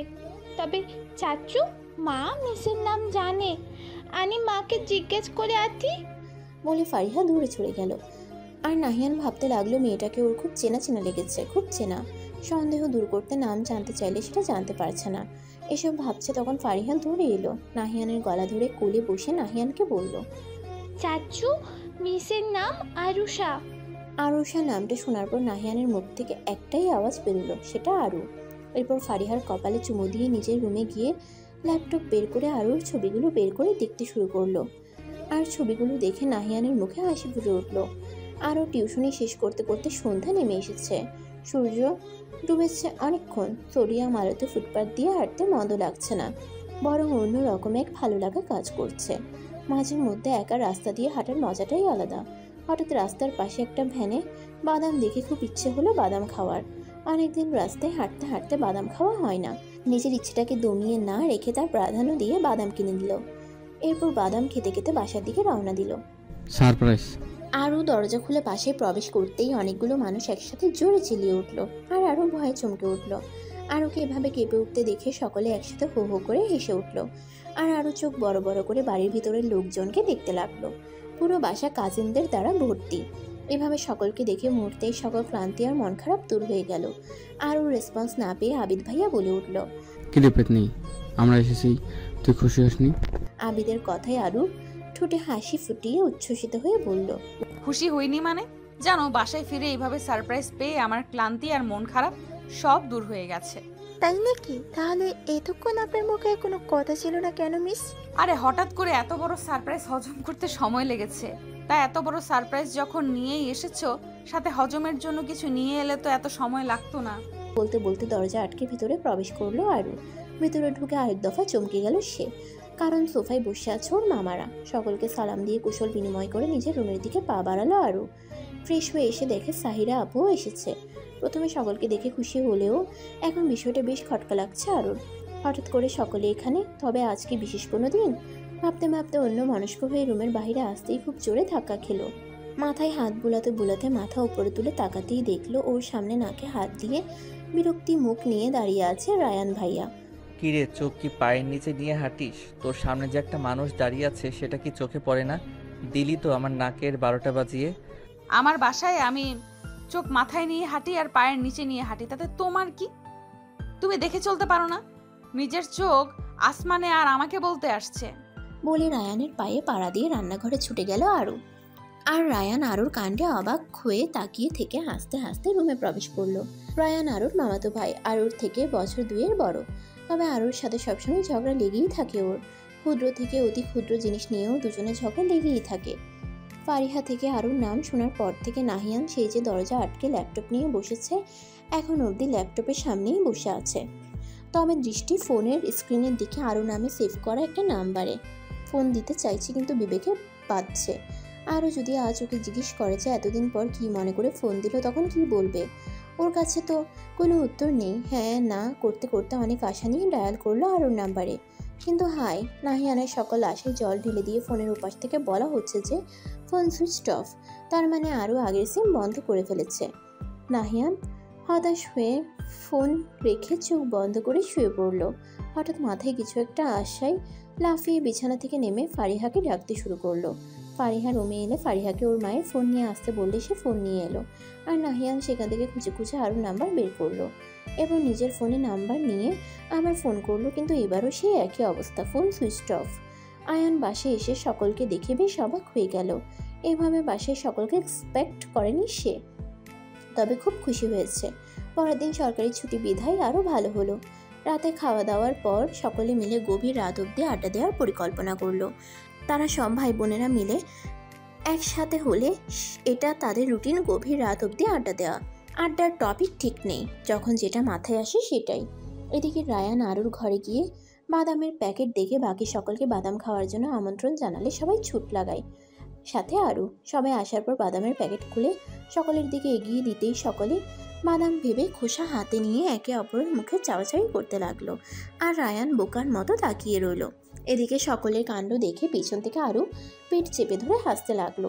আরুকে এভাবে হাসতে দেখে রায়ান রেগে ওকে বলল, বাদামের খোসা কি প্যাকেটে করে এভাবে সুন্দর করে সাজিয়ে রাখার জিনিস?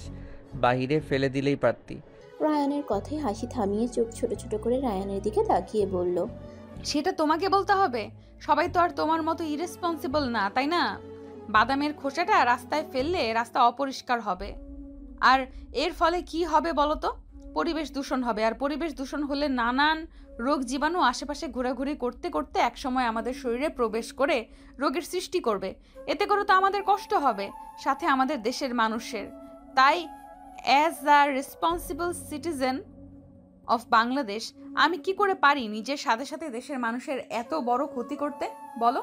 আর কথা হচ্ছে আমি এখানে রেখেছি, তো তুমি দেখতে পারতে যে এর ভেতরে কি আছে, এরপর সকলকে ডাকতে পারতে। যদি বাদাম না খেয়ে এর ভেতরে আমি অন্য কোনো কিছু নিয়ে আসতাম, তখন কি করতে? তোর এইসব আজাইরা প্যাচাল বাদ দিবি প্লিজ আরু। আর শোন, আমি বা এখানে যারা আছে আমরা কেউ বাচ্চা না যে আমাদের এভাবে বোঝাতে হবে। আর ময়লা ফেলার জন্য রাস্তার পাশে ডাস্টবিন দেওয়া আছে, তাই তোর এইসব লেকচার তোর স্টুডেন্টদের দিস, আমাদের না। রায়ানের কথায় আরও রায়ানের দিকে তেড়ে গিয়ে আঙ্গুল উঁচিয়ে বলল, এই রায়ান ডায়ান, একদম আমার স্টুডেন্ট বা আমার টিচিং নিয়ে কথা বলবা না, তাহলে তোমাকে আমি এই মুহূর্তে উষ্টা মেরে 3 তলা থেকে নিচে ফেলে দিব, তখন বুঝবা এই আরও কি জিনিস। এদিকে এদের দুজনের কথা কাটাকাটি দেখে বাকি সকলের মাথায় হাত। তারপর আয়ান আর আবিদ মিলে দুজনকে ধরে এদের ঝগড়া মিটিয়ে দিয়ে দুজনকে সেখান থেকে সরিয়ে আনলো। আয়ান, পড়াশোনা শেষ, ভালো একটা চাকরিও করিস, বিয়ে শাদি করার চিন্তা ভাবনা শুরু করে দে। শোন, আমরা একটা মেয়েকে দেখেছি, তুই রাজি থাকলে ওদের সাথে কথা পাকাপোক্ত করা হবে। খাবার খেতে বসে মামার কথা শুনে বিষম খেল আয়ান, আর আরও অবাক হয়ে মামার দিকে তাকালো। এবার তার কাছে সকলে আসার কারণ ক্লিয়ার হলো। আরও আয়ানের পাশেই বসেছিল। তার ভাইয়ের দিকে পানির গ্লাস এগিয়ে দিল, আর আয়ান আরুর দিকে করুণ চাহনি নিয়ে তাকিয়ে পানির গ্লাস হাতে নিল। আয়ানের এই চাহনির মানে আরও বুঝতে পারলো, কিন্তু কি করবে সেটা ভেবেই মাথা খারাপ হওয়ার জোগাড়। তাই খাওয়া ছেড়ে রুমে চলে এলো আরু। ওদিকে ভাইয়ের সমস্যাও বুঝতে পারছে, আবার অন্যদিকে মায়ের বলা কথাগুলো কানে বাজছে। কি করবে ভাবছে, আর রুমের মধ্যে পায়চারি করছে। এমন সময় রায়ানের গলা শুনতে পেয়ে পিছন ফিরে তাকালো। কিরে তার ছেড়া পাবলিক, না খেয়ে চলে এলি যে? রায়ান ভাইয়া প্লিজ, এখন আমার মোটেও মুড নেই তোমার সাথে ঝগড়া করার, তাই প্লিজ উল্টোপাল্টা কথা বলে মাথা গরম করে দিও না। আরও সিরিয়াস কিছু নিয়ে টেনশনে আছে বুঝতে পেরে রায়ান আরুর হাত ধরে সামনাসামনি বসিয়ে বলল, কি হয়েছে আরু, আমাকে বলতো। কিছু নিয়ে কি তুই টেনসড? আয়ান ভাইয়ার বিয়ের কথা শোনার পর থেকে দেখছি তুই কি যেন চিন্তা করছিস। কি হয়েছে আমাকে খুলে বলতো। তখন আরু রায়ানের দিকে করুণভাবে তাকিয়ে বলল, আমি বলতে পারবো না, প্লিজ আমাকে জোর করো না।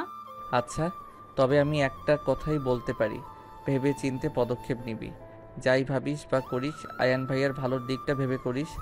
রায়ানের কথায় আরু হ্যাঁ সূচক মাথা নেড়ে সেখান থেকে উঠে দাঁড়ালো। এরপর রায়ানের দিকে তাকিয়ে একটা হাসি দিয়ে বলল, থ্যাঙ্কস ডায়ান, তুমি তখন সকলকে বাদামের কথা বলে বোকা বানিয়েছো, তাই এখন বাদাম নিয়ে এসো। ততক্ষণে আমি ভাইয়ার সাথে কথা বলে আসি। বলে আরু রুম থেকে বেরিয়ে চলে গেল। আয়ান আর আরু বারান্দায় দাঁড়িয়ে আছে। এদিকে আয়ান তখন মামার বলা কথা নিতে ভাবছে, অন্যদিকে আরু ভাবছে ভাইকে কিভাবে কি বলা শুরু করবে, কিন্তু এভাবে চুপ থাকলে চলবে না। তাই আয়ানকে বলল, ভাইয়া আমার মনে হয় তোমার মামার বলা কথাগুলো একবার বিবেচনা করা উচিত। মানে কি বলতে চাচ্ছিস তুই? আমি এটাও বলতে চাইছি যে তোমার বিয়ে নিয়ে ভেবে দেখা উচিত। দেখো ভাইয়া, মানুষ একা থাকতে পারে না। একটা সময় তার নিজের খুব আপনজনের প্রয়োজন হয়, যার সাথে সে সকল সুখ দুঃখের কথা শেয়ার করতে পারে, যার সাথে মন খুলে দুটো কথা বলে নিজেকে তুমি রিফ্রেশ করতে পারবে। আরুর কথাই আয়ান সরু চোখে আরুর দিকে তাকিয়ে বলল, সবকিছু জানার পরও তুই এই কথাটা বলছিস আরু? দেখ, আমি আমার জীবনে আর কোনো মেয়েকে বিশ্বাস করতে পারবো না। সব মেয়েরাই এক, আর আমার কথা বলার জন্য তুই আছিস, মা আছে, আমার কাউকে লাগবে না। সত্যি কি তাই ভাইয়া? তুমি কি সত্যি আমার আর মায়ের সাথে সব শেয়ার করো? নিজের মনের কথাগুলো দিন শেষে তোমার মাঝেই হাজার প্রশ্ন সৃষ্টি করে, যার উত্তর তোমার কাছে নেই। আর ভাইয়া, সেদিন আমি মায়ের চোখে আমাদের জন্য হাজারো চিন্তা দেখেছি। মাও চায় তুমি সুখে থাকো। ভাইয়া, সবাই এক না, সবাই ধোঁকা দেয় না। কেউ কেউ তোমার আঁকড়ে বাঁচতে চায়, আর তার বিপরীতে তুমি তাকে সামান্য ভালোবাসা দিলেই দেখবে সে তোমার জন্য নিজের পৃথিবী বিসর্জন দিতে রাজি। আর হ্যাঁ, মেয়ে দেখলেই বিয়ে হয়ে যায় না ভাইয়া। তুমি মেয়েটার সাথে কথা বলো, এরপর যদি তোমার মনে হয় যে তুমি বিয়ে করতে চাও না, তবে আমরা কেউ তোমার জোর করব না।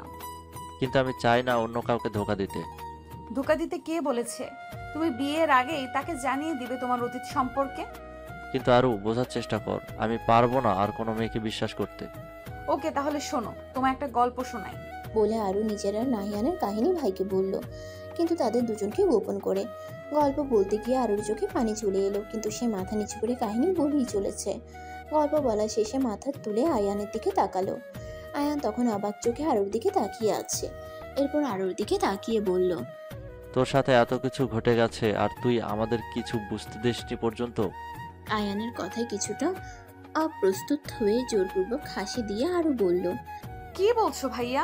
আমার সাথে ঘুরতে যাবে কেন? আমি তো জাস্ট একটা গল্প তোমায় বললাম। আমাকে শেখাতে আসিস না আরু, কোনটা গল্প আর কোনটা সত্যি সেটা বোঝার ক্ষমতা আমার আছে।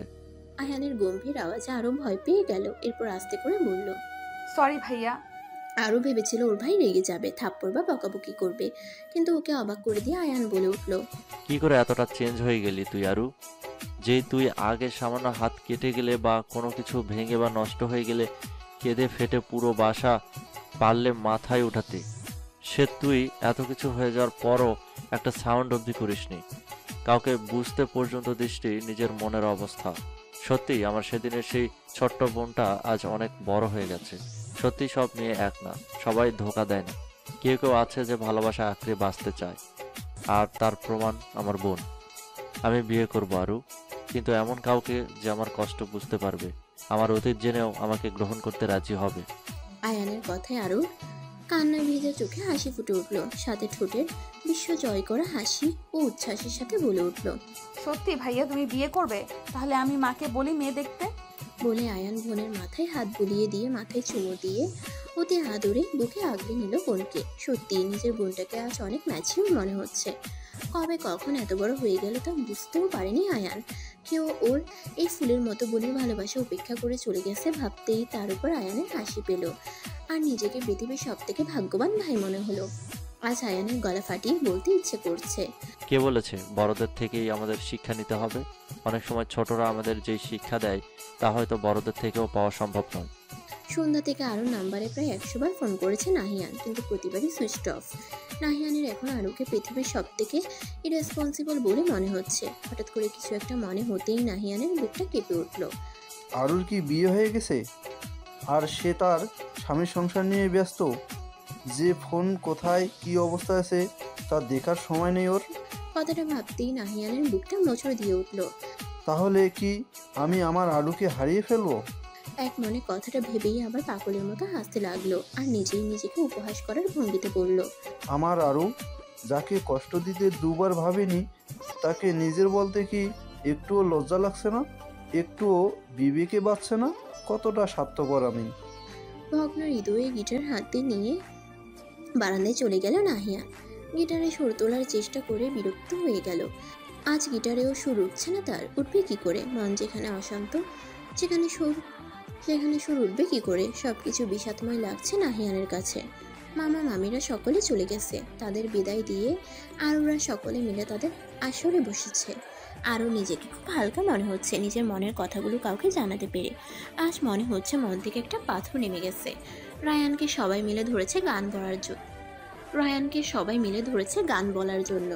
রায়ান নানা করে চলেছে। এরপর সকলের অনেক বলার পর একটা শর্তে রাজি হলো যে ওর সাথে আরুকে গান গাইতে হবে। আমি গান বলবো না, অনেকদিন হলো গান বলা হয় না, প্লিজ জোর করো না। তাহলে আমিও গাইবো না। আমার শর্ত একটাই, আরু গাইলে তবেই আমি গান গাইবো। এরপর সবার জোড়াজুড়িতে আরও রাজি হয়ে গেল। এরপর রায়ান গান শুরু করলো। গান শেষে আরও দূরে সেখান থেকে চলে গেল। প্রথমে সকালে হাততালি দিলেও আরুর কাজে সবাই বেশ অবাক হয়ে আরুর পথের দিকে তাকিয়ে আছে। বারান্দায় দাঁড়িয়ে চোখের জল ফেলছিল আরু। আজ গান বলার সময় আরুর নাহিয়ানের কথা মনে পড়ছিল। নাহিয়ান ওকে গান করে প্রপোজ করেছিল আর মাঝে মাঝেই নানান গান শোনাতো। তার মাঝে এটাই একটা গান যেটা আরু আর নাহিয়ান একসাথে গাইতো। এই গানটা দুজনের অতি পছন্দের গান। এসব ভাবছিল তখন রায়ান আরুর পিছনে এসে দাঁড়ালো। পকেটে 2 হাত রেখে ভাবলেশহীন আকাশের দিকে তাকিয়ে বলল, আরু কাঁদছিস কেন? তুই কি কোনো কারণে আমার শর্তের কারণে কষ্ট পেয়েছিস? রায়ানের কথায় আরু রায়ানের দিকে না তাকিয়ে আকাশের দিকে তাকিয়েই চোখ মুছে নিল। এরপর রায়ানের দিকে ফিরে হেসে বলল, তেমন কিছু না ভাইয়া, এমনি। বলে সে সেখান থেকে চলে গেল। আর রায়ান আরুর দিকে তাকিয়ে দীর্ঘশ্বাস ফেলে পকেটে 2 হাত দিয়ে আগের ভঙ্গিতেই দাঁড়িয়ে রইল। রায়ান আর আরুর বিয়ে নিয়ে সেদিন রায়ানের বাবা আর মাকে কথা বলতে শুনে রায়ান আগে থেকে আরুকে নিয়ে এমন কিছু ভাবনায় না এলেও সেদিনের পর থেকে আরুকে নিয়ে ভাবতে শুরু করেছে রায়ান। আর এই কয়েকদিনে যে রায়ান আরুর প্রতি দুর্বল হয়ে পড়েছে সেটা বুঝতে বাকি নেই ওর। আর ওকে ভালো না লাগার মতো কিছুই নেই। ফর্সা না, তবে যেমনই হোক চেহারায় একটা অন্যরকম মায়া আছে, যার জন্য ওকে দেখলে যে কেউ ওর মায়ায় জড়িয়ে পড়তে বাধ্য। আর ওকে এভাবে কাঁদতে দেখে রায়ানের খুব কষ্ট হচ্ছে। আর নিজের কষ্টটাকে এখন লুকিয়ে রাখার একমাত্র উপায় হচ্ছে যে একা থাকা। একাকিত্ব মানুষের এমন একটা বন্ধু যে সকল দুঃখ কষ্ট নিজের মাঝে শুষে নিয়ে তোমার মন খারাপকে নিমিষেই উধাও করে দিতে সক্ষম। নাহিয়ান 2 হাত মুষ্টিবদ্ধ করে চোখ লাল করে সামনের আইসক্রিমের দোকানের দিকে তাকিয়ে আছে, কারণ ওর সামনের রাস্তায় দাঁড়িয়ে আইসক্রিম খাচ্ছে আরু। আর সাথে মুগ্ধতা নিয়ে আরুর দিকে তাকিয়ে আছে একটা ছেলে। ছেলেটা রায়ান, তবে নাহিয়ান তাকে চেনে না। এই মুহূর্তে রায়ানের 2 চোখ তুলে ফেলতে ইচ্ছে করছে ওর, আর আরুকে ধরে থাপ্পড় মারতে ইচ্ছে করছে, কিন্তু আরুর সামনে দাঁড়ানোর মতো সাহস হচ্ছে না। হঠাৎ করে মাথায় এলো যে এই ছেলেটা আরুর বর নয় তো। ছেলেটা দেখতে হিরোদের মতো, স্মার্ট, সুদর্শন, লম্বা, আর সব থেকে বড় কথা ছেলেটার চাপদাড়ি, যা আরুর খুবই পছন্দ। আরু, ওই ছেলেটাকে দেখ, এদিকে কিভাবে তাকিয়ে আছে, আমার মনে হচ্ছে উনি তোকে চিনে। রায়ানের কথায় আরু মাথা তুলে তাকাতেই নাহিয়ানকে দেখে থমকে গেল। তবে নাহিয়ানের ওর দিকে রাগান্বিত দৃষ্টি দেখে বেশ অবাক হলো। আর নাহিয়ানের এভাবে ওর দিকে তাকিয়ে থাকার কারণ খুঁজতে লাগলো। আরুকে দেখতে দেখে নাহিয়ান সেদিকে এগিয়ে এসে আরুকে বলল, কেমন আছো আরু? নাহিয়ানের কথা শুনে আরও রায়ানের পিছনে সরে গেল। ওর দৃষ্টি অশান্ত, হার্টবিট প্রচণ্ড গতিতে চলছে। কি করবে কি বলবে ভেবে পাচ্ছে না। তখন পাশ থেকে রায়ান বলে উঠল, আরও কি করছিস? উনি তোকে কিছু জিজ্ঞেস করছে, উত্তর দে। এবার আরও মিনমিন করে বলল, আলহামদুলিল্লাহ ভালো আছি। আপনি ভালো আছেন? আলহামদুলিল্লাহ। আচ্ছা ঠিক আছে, আমাদের একটা কাজ আছে, আসছি। বলে আরও রায়ানের হাত টেনে সেখান থেকে নিয়ে এলো। এর মাঝে কখন যে ওর আইসক্রিম পড়ে গেছে সে খেয়ালই নেই ওর। রায়ান আইসক্রিমের বিল মেটায়নি, তাই আরুকে থামিয়ে বলল, আরে দাঁড়া, বিলটা দেই আগে। বলে আইসক্রিমের বিল দিয়ে নাহিয়ানের দিকে একবার তাকিয়ে আবার আরুর কাছে গিয়ে বাইকে উঠে বাইক স্টার্ট দিল। এরপর আরু তাড়াতাড়ি উঠে চলে গেল। আর নাহিয়ান আরুর যাওয়ার পথের দিকে তাকিয়ে আছে। কিছুক্ষণ যাওয়ার পর রায়ান আরুকে বলল, কে ছিল ছেলেটা? এভাবে ইগনোর করে চলে এলি? আরে কেউ না, আমাদের ভার্সিটির এক্স বড় ভাই। একদিন একটা ভুল বোঝাবুঝির জন্যে ওনার সাথে পরিচয় হয়, আর সেই সুবাদেই উনি আমাকে চিনে, কিন্তু ওনার সাথে বেশি কথা বলা উচিত না। এরপর দুজনে মিলে বাসায় চলে এলো। আরুর কাল মন খারাপ ছিল বলে রায়ান আরুকে আইসক্রিম খাওয়াতে নিয়ে গিয়েছিল, কিন্তু পরে বিল দিতে গিয়ে দুটো বক্স নিয়ে এসেছে। বাসায় আসতেই বাকি সবাই আইসক্রিম দেখে আইসক্রিমের উপর হামলে পড়ল। আর আরু নিজের রুমে চলে গেল। ফ্রেশ হয়ে রুমে এলো। আজ নাহিয়ানকে দেখে ওর খারাপ লাগছে না, বরং ওর আনন্দ লাগছে। আজ নাহিয়ানের দৃষ্টিতে ও জেলাসি দেখেছে, আর এটাই ওর ভালো লাগার একমাত্র কারণ। আমি আর ওকে দেখে কষ্ট পাবো না। কার জন্যে কষ্ট পাবো? যে আমার ইমোশন নিয়ে, আমার বিশ্বাস নিয়ে খেলেছে, তার জন্যে কেন কষ্ট পাবো? না, আমাকে কঠিন হতে হবে যাতে ওর আমাকে দেখে আফসোস হয়, আমার ভালো লাগা দেখে যেন ওর হিংসে হয়। যেহেতু ওর সামনে আমাকে পড়তেই হবে, তাহলে নিজেকে কঠিন হিসেবে উপস্থাপন করাটাই শ্রেয়। আমি পারবো, আমাকে পারতেই হবে। নাহিয়ানের সামনে বসে আছে আরু। ওর দৃষ্টি নিচের দিকে, তবে নাহিয়ানের দৃষ্টি আরুর দিকে। সে এক দৃষ্টিতে তাকিয়ে আছে ওর দিকে। ফারিহাকে পড়াতে এসেছিল, পড়ানো শেষে পাশে ফিরছিল, তখন নাহিয়ান রাস্তায় ওকে ডাক দেয়। এরপর নাহিয়ান আরুর কাছে সময় চাইলে আরু নাহিয়ানকে কিছু বলার থাকলে বলতে বলল। কিছু বলবে বললেও দুজনেই চুপ করে আছে। নীরবতা ভেঙে নাহিয়ানই বলে উঠল, সেদিন চিনতে পারোনি আমাকে? আরও একটু ভাবুক ভাব নিয়ে বলল, কোন দিন? যেদিন তুমি আমার বাসায় এসেছিলে। ফারিয়া বাসায় ছিল না, আমি বলেছি যে ফারিয়া বাসায় নেই সেদিন। চিনেছিলাম। তাহলে পরিচয় দাওনি কেন? পরিচয় দেওয়ার প্রয়োজন বোধ করিনি, তাই। এতটা অপ্রয়োজনীয় মনে হয় আমাকে? প্রয়োজনীয় মনে হওয়ার কারণ আছে বুঝি। আরু, তুমি তো এমন ছেলে না। সেটা আপনার না ভাবলেও চলবে। কাল ছেলেটা কে ছিল? সেটা জানানোর প্রয়োজন বোধ করছি না। আরও এসব উত্তরে রাহিয়ানের রাগ হচ্ছে, প্রচুর রাগ হচ্ছে, কিন্তু হাত মুঠো করে নিজের রাগ কন্ট্রোল করে সে আরুর সাথে স্বাভাবিকভাবেই কথা বলছে। বিয়ে করছো? এই প্রশ্নটা শুনে আরও হাসলো। এরপর নাহিয়ানকে বলল, ভালোবেসেছিলাম কাউকে, তাকে নিয়ে স্বপ্ন দেখেছিলাম, বিশ্বাস করেছিলাম, কিন্তু সে আমাকে ধোঁকা দিয়ে চলে গিয়েছে। আমার সামান্য একটা ভুলের জন্য আমার বিশ্বাস কাচের মতো গুঁড়িয়ে দিয়ে গেছে। সেই কাচ জোড়া লাগেনি, তাই কাউকে নিজের সাথে জড়ায়নি। বলে আরও সেখান থেকে উঠে চলে গেল। ঈশার নামাজ পড়ে ফোন হাতে নিতেই দেখলো একটা আননোন নাম্বার থেকে কল এসেছে 6 বার। একে আননোন নাম্বার, তার উপর এতগুলো কল। আয়ানও বাসায় নেই। কারো কোনো সমস্যা হলো কিনা ভেবে নাম্বারে ডায়াল করতে যাবে, তখন আবার সেই একই নাম্বার থেকে কল এলো। আসসালামু আলাইকুম, কে বলছেন? ওয়ালাইকুম আসসালাম। জি, কে বলছেন? অবরপাশ নীরব, আর কোনো কথা শোনা যাচ্ছে না। এদিকে আরও হ্যালো হ্যালো করেই চলেছে। যখন কোনো কথাই বলছিল না বলে ফোন কেটে দিচ্ছিল, ওপাশ থেকে শুনতে পেল কেউ বলছে, নাহি, ওদিকে কি করছিস? এদিকে আয়। ইয়ার কতদিন পর তোর সাথে দেখা হলো, আর তুই কি এসব ফোন নিয়ে পড়ে আছিস? কথাটা শোনার পর আরও বুঝতে বাকি নেই যে এটা নাহিয়ান। নাহিয়ান কিছু বলবেন? আরুর কথাটা শুনে নাহিয়ান একটা দীর্ঘশ্বাস ফেলল। চিনতে পেরেছো তাহলে? আমি তো ভেবেছিলাম চিনতে পারবে না। নাহিয়ানের এমন কথায় আরও হালকা হেসে বলল, হ্যাঁ, পারিনি তো চিনতে। পাশ থেকে আপনার বন্ধুর কথায় বুঝতে পেরেছি এটা আপনি। এখনো আগের মতো স্পষ্টভাবে কথা বলো, কোনো ভনিতা না করে। তোমার এই স্বভাবটা আমার কিন্তু বেশ লাগে। ও আচ্ছা, রাখি তাহলে। কেন, কথা বলতে ভালো লাগে না বুঝি? ভালো লাগার কথা বুঝি। আরও আই অ্যাম সরি, আমাকে ক্ষমা করা যায় না? মানুষ তাকে ক্ষমা করতে পারে যে ভুল করে, তাকে নয় যে ছলনা করে। ছলনাকারীর ফাঁদে পা দেওয়া আর বাঘের কাছে ছাগলকে পাহারা দেওয়া একই কথা। আরও আমি জানি আমি ভুল করেছি, কিন্তু তার একটা কারণ আছে। আমি শিওর তুমি কারণটা জানলে আমার থেকে মুখ ফিরিয়ে নিতে পারবে না। প্লিজ আমাকে একটা বার কথা বলার সুযোগ দাও। হয়েছে আপনার বলা, আমি এবার ফোন রাখতে পারি কি? আরও প্লিজ আমার কথাটা একটা বার শুনে তো দেখো।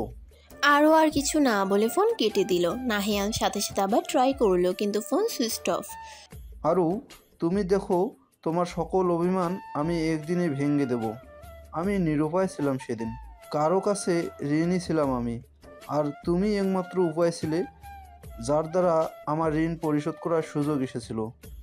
তাই তো আমার জীবনের সবথেকে মূল্যবান জিনিসটাকে সেদিন কোরবানি দিয়েছিলাম। ক্ষমা করে দিও আমাকে আরও। কথাগুলো ভেবে চোখের কোণে গড়িয়ে পড়া পানি মুছে নিল নাহিয়ান। ছেলেদের কাঁদতে নেই, তাদের সব কষ্ট ও যন্ত্রণা নিজের মাঝে কবর দিতে হয়, তা না হলে সমাজের কাছে সে মূল্যহীন। সমাজ তাকে পিছনের সারিতে অবহেলায় ফেলে দিবে। তাই সকল দুঃখ, কষ্ট, যন্ত্রণা নিজের মাঝে মাটি চাপা দিয়ে হাসি মুখে সকল দিক সামলাতে হয়, তবেই না সে পুরুষ মানুষ। মামা মামির সামনে মাথা নিচু করে বসে আছে আরু। এই মুহূর্তে নিজেকে খুব একা আর অসহায় লাগছে ওর ভাই সব কিছু জেনে মনের অবস্থা বুঝতে পেরেও কি করে পারলো এমন একটা কাজ করতে। আয়ান বিয়ে করতে রাজি, কিন্তু তার কিছু শর্ত আছে। সেসব শর্ত মানলে তবেই সে বিয়ে করবে। তার মাঝে একটা হলো আরুর বিয়ে। হ্যাঁ, আরুর মামা মামি আরুকে নিজেদের পুত্রবধূ করার জন্য এসেছে। আয়ানের শর্তের কথা শুনে দেরি না করে আয়ানকে আরু আর রায়ানের বিয়ের প্রস্তাবটা দিয়ে দেয়। মামার প্রস্তাবে খুশি হয়ে আয়ান সব কিছু ঠিকঠাক করে ফেলে। এটা ভেবে যে রায়ান ভালো ছেলে, আর যেহেতু আরু আর ও দুজনকে ছোট থেকে চেনে, তাই রায়ান আরুর সমস্যাটা বুঝতে পেরে ওকে মেন্টালি সাপোর্ট দিতে পারবে। আরু এইভাবে হাঁটছিস কেন? আমরা কি অন্য কেউ নাকি যে মাথা নিচু করে আসিস? মেজো মামার কথাই মাথা তুলে তাকালো আরু। চোখ দুটো লাল টকটকে হয়ে আছে আর জলে টলমল করছে। আরুর অবস্থা এরকম দেখে মামি আতঙ্কিত হয়ে আরুর গলায় কপালে হাত দিয়ে দেখে জ্বরে শরীর পুড়ে যাচ্ছে। মনে হচ্ছে আগুন লাগিয়ে দেয়া হয়েছে ওর পুরো শরীরে। গায়ে হাত দিতেই সকলের দিকে এক পলক তাকিয়ে জ্ঞান হারিয়ে ঢলে পড়লো ওর মামির উপরে। আয় না বাবা, আরুর তো খুব জ্বর, ওকে তাড়াতাড়ি ডাক্তার দেখাতে হবে। রায়হানের বাবা, তুমি ডাক্তারে ফোন করে এখানে আসতে বলো, আমি ওর মাথায় জলপট্টি দিয়ে দিই। রাশেদা আপা, তাড়াতাড়ি এদিকে আসেন, আরুর খুব অসুস্থ। আরুর অবস্থা ভালো না, জলপট্টি দিয়েও জ্বর কমার নাম নেই, বরং রাতের সাথে পাল্লা দিয়ে জ্বর বেরিয়ে চলেছে। ডাক্তার এখনো আসছে না বলে রায়ানের মা রায়ানকে ফোন দিল। ফোন রাখার কিছুক্ষণের মধ্যেই রায়ান এলো ডাক্তার নিয়ে। এরপর আরুকে দেখে বললেন, এখন তো টেস্ট ছাড়া রোগ চিহ্নিত করা যায় না, তবে আমার মনে হচ্ছে উনি ঠান্ডা লাগিয়েছে, তাই এত জ্বর এসেছে। এরপর ডাক্তার মেডিসিন দিয়ে গেল আর কিছু টেস্ট দিল। যাওয়ার সময় বলে গেল পরের দিন হসপিটালে গিয়ে যেন টেস্টগুলো করে নেয়। কিছুদিন পর আরুর মাস্টার্স ফাইনাল পরীক্ষার আগে এঙ্গেজমেন্ট করতে চায় আরুর মামা। আয়ান মামার কথায় আর দ্বিমত পোষণ করেনি। এদিকে আরুর জ্বর কিছুটা কমেছে। রায়ান আরুর সামনের চেয়ারে বসে থুতনিতে হাত দিয়ে আছে। আরুর জ্ঞান ফেরার পর রায়ান সকলের উদ্দেশ্যে বলল, আমার আরুর সাথে কিছু কথা ছিল, সবাই যদি একটু বাইরে যেতে। রায়ানের কথাই সকলের রুম থেকে বেরিয়ে গেলে রায়ান দরজা আটকে দিয়ে আরুর পাশে বিছানায় বসে আরুকে বলল, আরু, তুই কি কাউকে ভালোবাসিস? রায়ানের কথায় আরু রায়ানের দিকে তাকিয়ে আছে। ওর কথায় কি জবাব দেবে ভেবে পাচ্ছে না। সেদিন যে ছেলেটা তোর সাথে কথা বলতে এগিয়ে এসেছিল আর তুই ইগনোর করে চলে এলি, সেটা তোর বয়ফ্রেন্ড ছিল, তাই না? এবার আরু একটু নড়ে চড়ে বসলো। রায়ান নাহিয়ানের কথা কি করে জানে সেটা মাথায় আসছে না। তবে এটা সিদ্ধান্ত নিল যে যেহেতু রায়ানের সাথে ওর বিয়ে ঠিকই হয়ে আছে, তাই ওর থেকে কিছু লুকাবে না। মিথ্যা দিয়ে একটা সম্পর্ক শুরু হলে কত কষ্ট হয় সেটা আরু জানে, তাই সে চায় না রায়ানের সাথে ওর সম্পর্ক মিথ্যা দিয়ে শুরু হোক। রায়ানকে সব বলবে। তখন রায়ান বলল, কি করে জানলাম সেটাই ভাবছিস, তাই না? আমি তোর সব খবরই রাখি আরু। তোকে একদিন ওই ছেলেটার সাথে দেখেছিলাম, তবে সেটা প্রায় বছর 5 আগে। তুই যদি ওকে ভালোবাসিস তো আমাকে বলে দে, আমি নিজে তোর সাথে ওর বিয়ের ব্যবস্থা করব। রায়ানের শেষের কথা শুনে আরু হাসলো আর রায়ানকে বলল, ওর সাথে আমার রিলেশন ছিল আর ব্রেকআপও হয়ে গেছে 5 বছর আগেই। এখন ওর সাথে আমার কোনো সম্পর্ক নেই, আর না আমি কাউকে ভালোবাসি। আরুর কথা শুনে রায়ান হয়তো স্বস্তি পেল, তাই ওর ঠোঁটের কোণে হাসি ফুটে উঠল। তুই আমাকে বিয়ে করতে রাজি? তোর কোনো আপত্তি নেই তো? আরও কিছু একটা ভেবে বলল। না, আমি রাজি, তবে মামা আর ভাইয়া বলবে যেন জাঁকজমকপূর্ণভাবে বিয়ের কোনো অনুষ্ঠান না করা হয়। আরুর কথা শুনে রায়ানের চোখ খুশিতে চকচক করে উঠল। ওর খুশি মাখা মুখের দিকে আরু মুগ্ধ নয়নে তাকিয়ে আছে। উত্তেজনায় আরুর কপালে চুমু এগিয়ে দিয়ে বসলো, আর আরু চোখ বড় বড় করে তাকালো। আরুকে এভাবে তাকাতে দেখে হয়তো রায়ান বেশ লজ্জা পেয়েছে, তাই মাথার চুলকে কিউট একটা হাসি দিয়ে রুম থেকে বেরিয়ে গেল। সময় ও স্রোত কারোর জন্য অপেক্ষা করে না, সে নিজ গতিতে এগিয়ে চলে। আমাদের উচিত সময়ের সাথে সমান তালে চলা, তা না হলে হয়তো আমাদের জীবন থেকে মূল্যবান জিনিসগুলো হারিয়ে যেতে সময় খুব একটা সময় লাগে না। নাহিয়ান আজ বুঝেছে সে নিজের ভুলে আরুকে হারিয়ে ফেলেছে। আরু আজ অন্য কারো বাগদত্তা হতে চলেছে শুধুমাত্র ওর করা একটা ভুলের জন্য। কোনো সম্পর্কের মাঝে তৃতীয় পক্ষের কথা শুনে ঠিক বেঠিক বিবেচনা না করে সিদ্ধান্ত নিলে এভাবেই একা কাঁদতে হয়, যেমনটা নাহিয়ান চার দেয়ালের মাঝে বন্দি অবস্থায় কাঁদছে। আরু আর রায়ানের এঙ্গেজমেন্ট ছিল আজ। পারিবারিকভাবে ছোট একটা অনুষ্ঠানের মাধ্যমে ওদের এঙ্গেজমেন্ট করানো হয়। অনুষ্ঠান শেষে আরু নিজের রুমে যখন দরজা আটকে নিজের পুরনো স্মৃতিচারণায় ব্যস্ত ছিল, তখন নাহিয়ান আরুকে ফোন করে। প্রথম কয়েকবার রিসিভ করে নিয়ে কেটে দিয়েছে, কিন্তু বারবার ফোন করায় রিসিভ না করে আর পারেনি। আসসালামু আলাইকুম। ওয়ালাইকুম আসসালাম। কেমন আছো আরু? নাহিয়ানের এমন প্রশ্নে নিজেকে আর আটকে রাখতে পারলো না আরু। গলার মাঝে কান্না সব দলা পাকিয়ে যেতে লাগলো, কথা বের হচ্ছিল না। হু হু করে কেঁদে দিল আরু। এতদিনের জমানো রাগ অভিমান কান্না হয়ে ভিতর থেকে বেরিয়ে এলো। কাঁদতে কাঁদতে নাহিয়ানকে বলল, ভালো নেই আমি নাহিয়ান, আমি ভালো নেই। প্রতিনিয়ত এইভাবে ভালো থাকার অভিনয় করতে করতে আমি হাঁপিয়ে গেছি। জানেন, আমার এঙ্গেজমেন্ট ছিল আজ রায়ান ভাইয়ের সাথে, কিন্তু এমনটা তো হওয়ার কথা ছিল না। আমি তো রায়ান ভাইকে ভালোবাসিনি, আমি তো আপনাকে ভালোবেসেছিলাম। কেন আমার সাথে এমন করলেন? আমার সবটা জুড়ে তো শুধু আপনিই ছিলেন, তাহলে কেন আমাকে এইভাবে কষ্ট দিলেন আপনি নাহিয়ান? আমি তো আর পারছি না এভাবে মেনে নিতে। খুব কষ্ট হচ্ছে, আমার খুব কষ্ট হচ্ছে। আরুর এমন কথা শুনে যেন নাহিয়ানের মাথায় আকাশ ভেঙে পড়ল।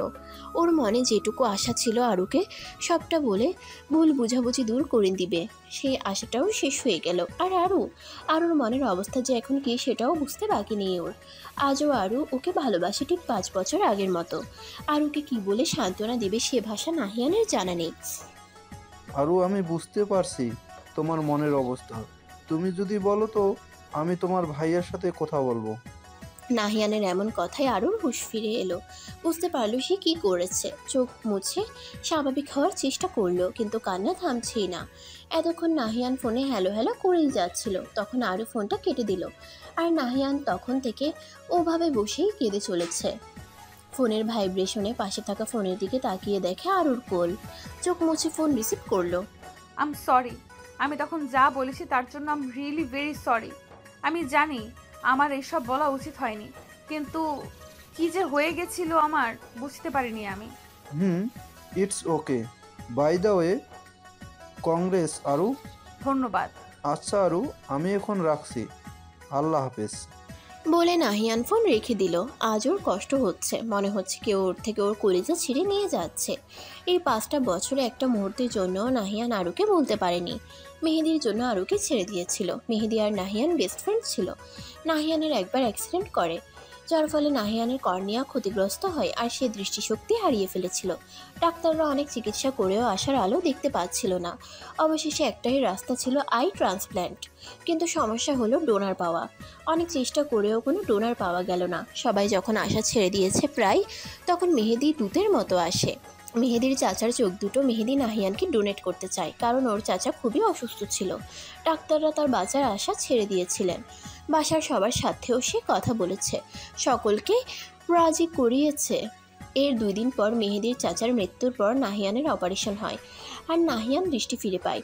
নাহিয়ান আর আরুর রিলেশন চলাকালীন একদিন মেহেদি ওর সব বন্ধুদের সামনে বলে যে আরুকে ওর ভালো লাগে। আরুর ঠিকানা ম্যানেজ করে সে ওর বাসায় বিয়ের প্রপোজাল পাঠাতে চায়। নাহিয়ান এই কথা শোনার পর পায়ের নিচ থেকে যেন মাটি সরে গেল। নাহিয়ান কাপা স্বরে মেহেদিকে জিজ্ঞাসা করে, তোর সাথে তো কোথায় বলতে চায় না।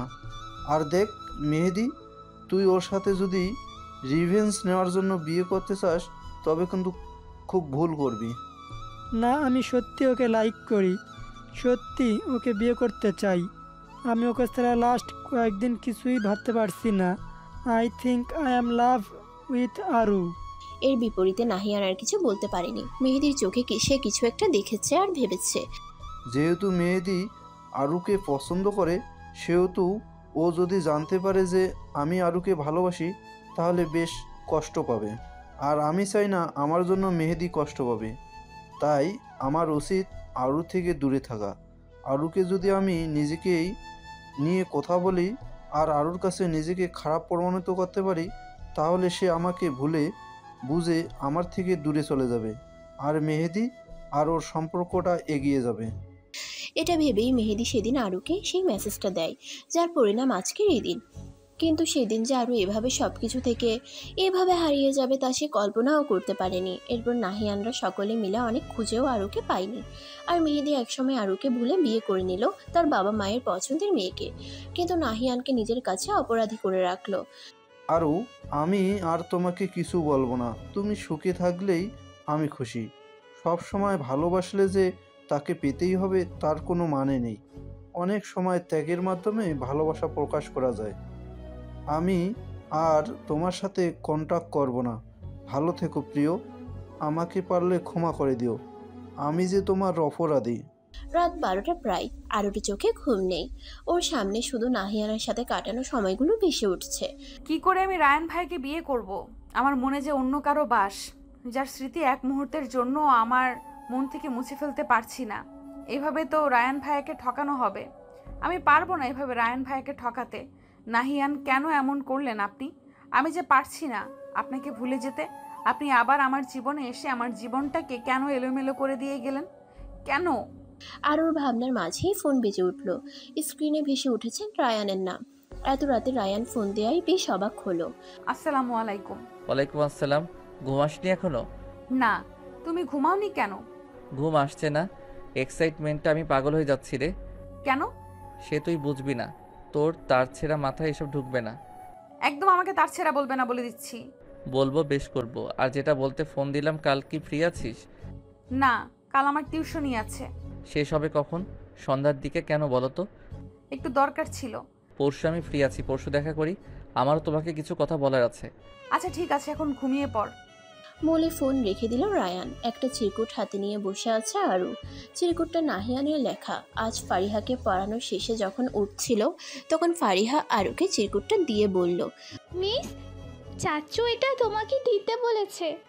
চিরকুটটা নিয়ে ফারিহাকে নাহিয়ানের কথা জিজ্ঞেস করলে সে জানালো নাহিয়ান চলে গেছে। এরপর বাসায় ফিরে চিরকুটটা পড়ে দেখে নাহিয়ান লিখেছে, আরু, আমাকে ক্ষমা করে দিও। আমি জানি আমি অপরাধী। যাক, বাদ দাও সেসব কথা। যেটা বলতে চেয়েছি তোমায়, ভালো থেকো।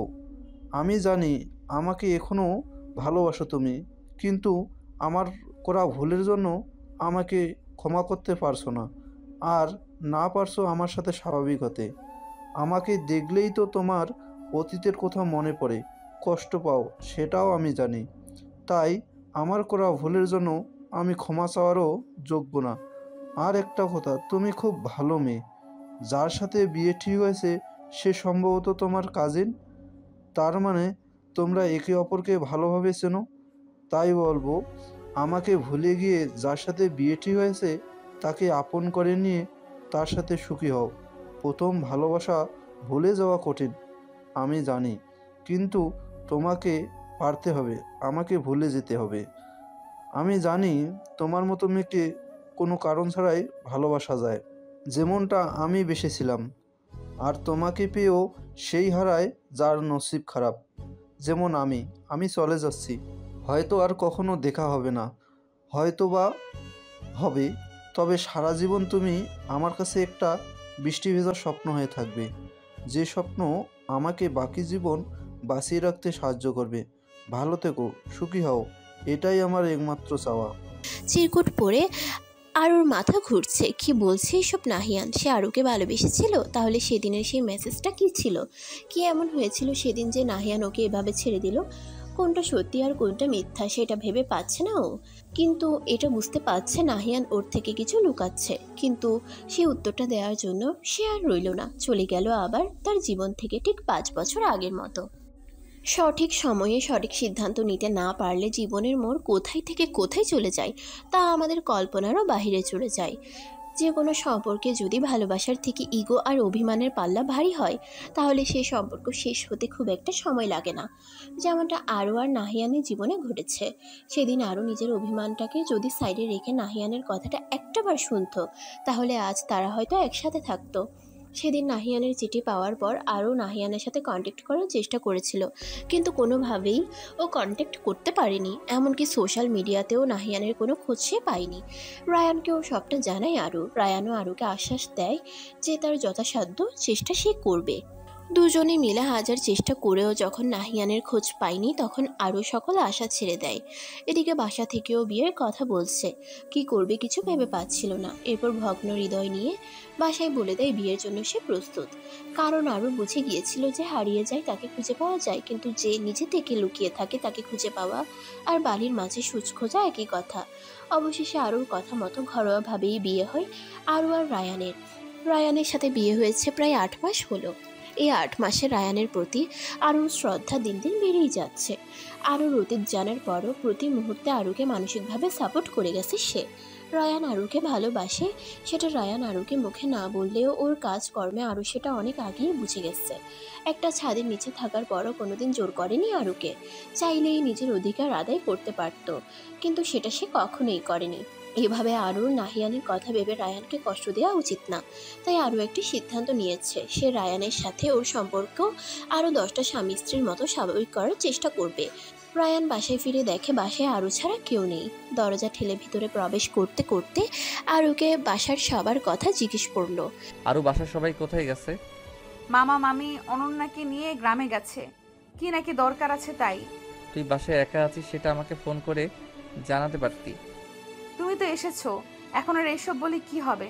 আমি নিশ্চয়ই আবার আগের সময় ফিরিয়ে আনতে পারবো না। এখন এসব বাদ দিয়ে যাও, ফ্রেশ হয়ে এসো।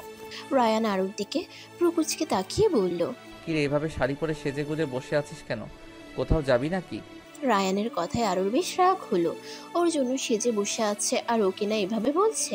কেন সে শাড়ি পরতে পারে না? রায়ানের কথার জবাব না দিয়ে রায়ানকে ফ্রেশ হতে বলে রান্নাঘরের খাবার গরম করতে চলে গেল। রায়ান আজ আরুর আচরণে বেশ অবাক হয়েছে। একে তো বিয়ের এই 8 মাসে বিয়ের দিন ছাড়া আরুকে শাড়ি পরতে দেখেনি, আর এভাবে আরু রায়ানের সাথে কথা বলে না, সবসময় মনমরা হয়ে থাকে। কিন্তু আজ মনে হচ্ছে ওর মাঝে চাঞ্চল্যতা ফিরে এসেছে, ঠিক আগের সেই আরু।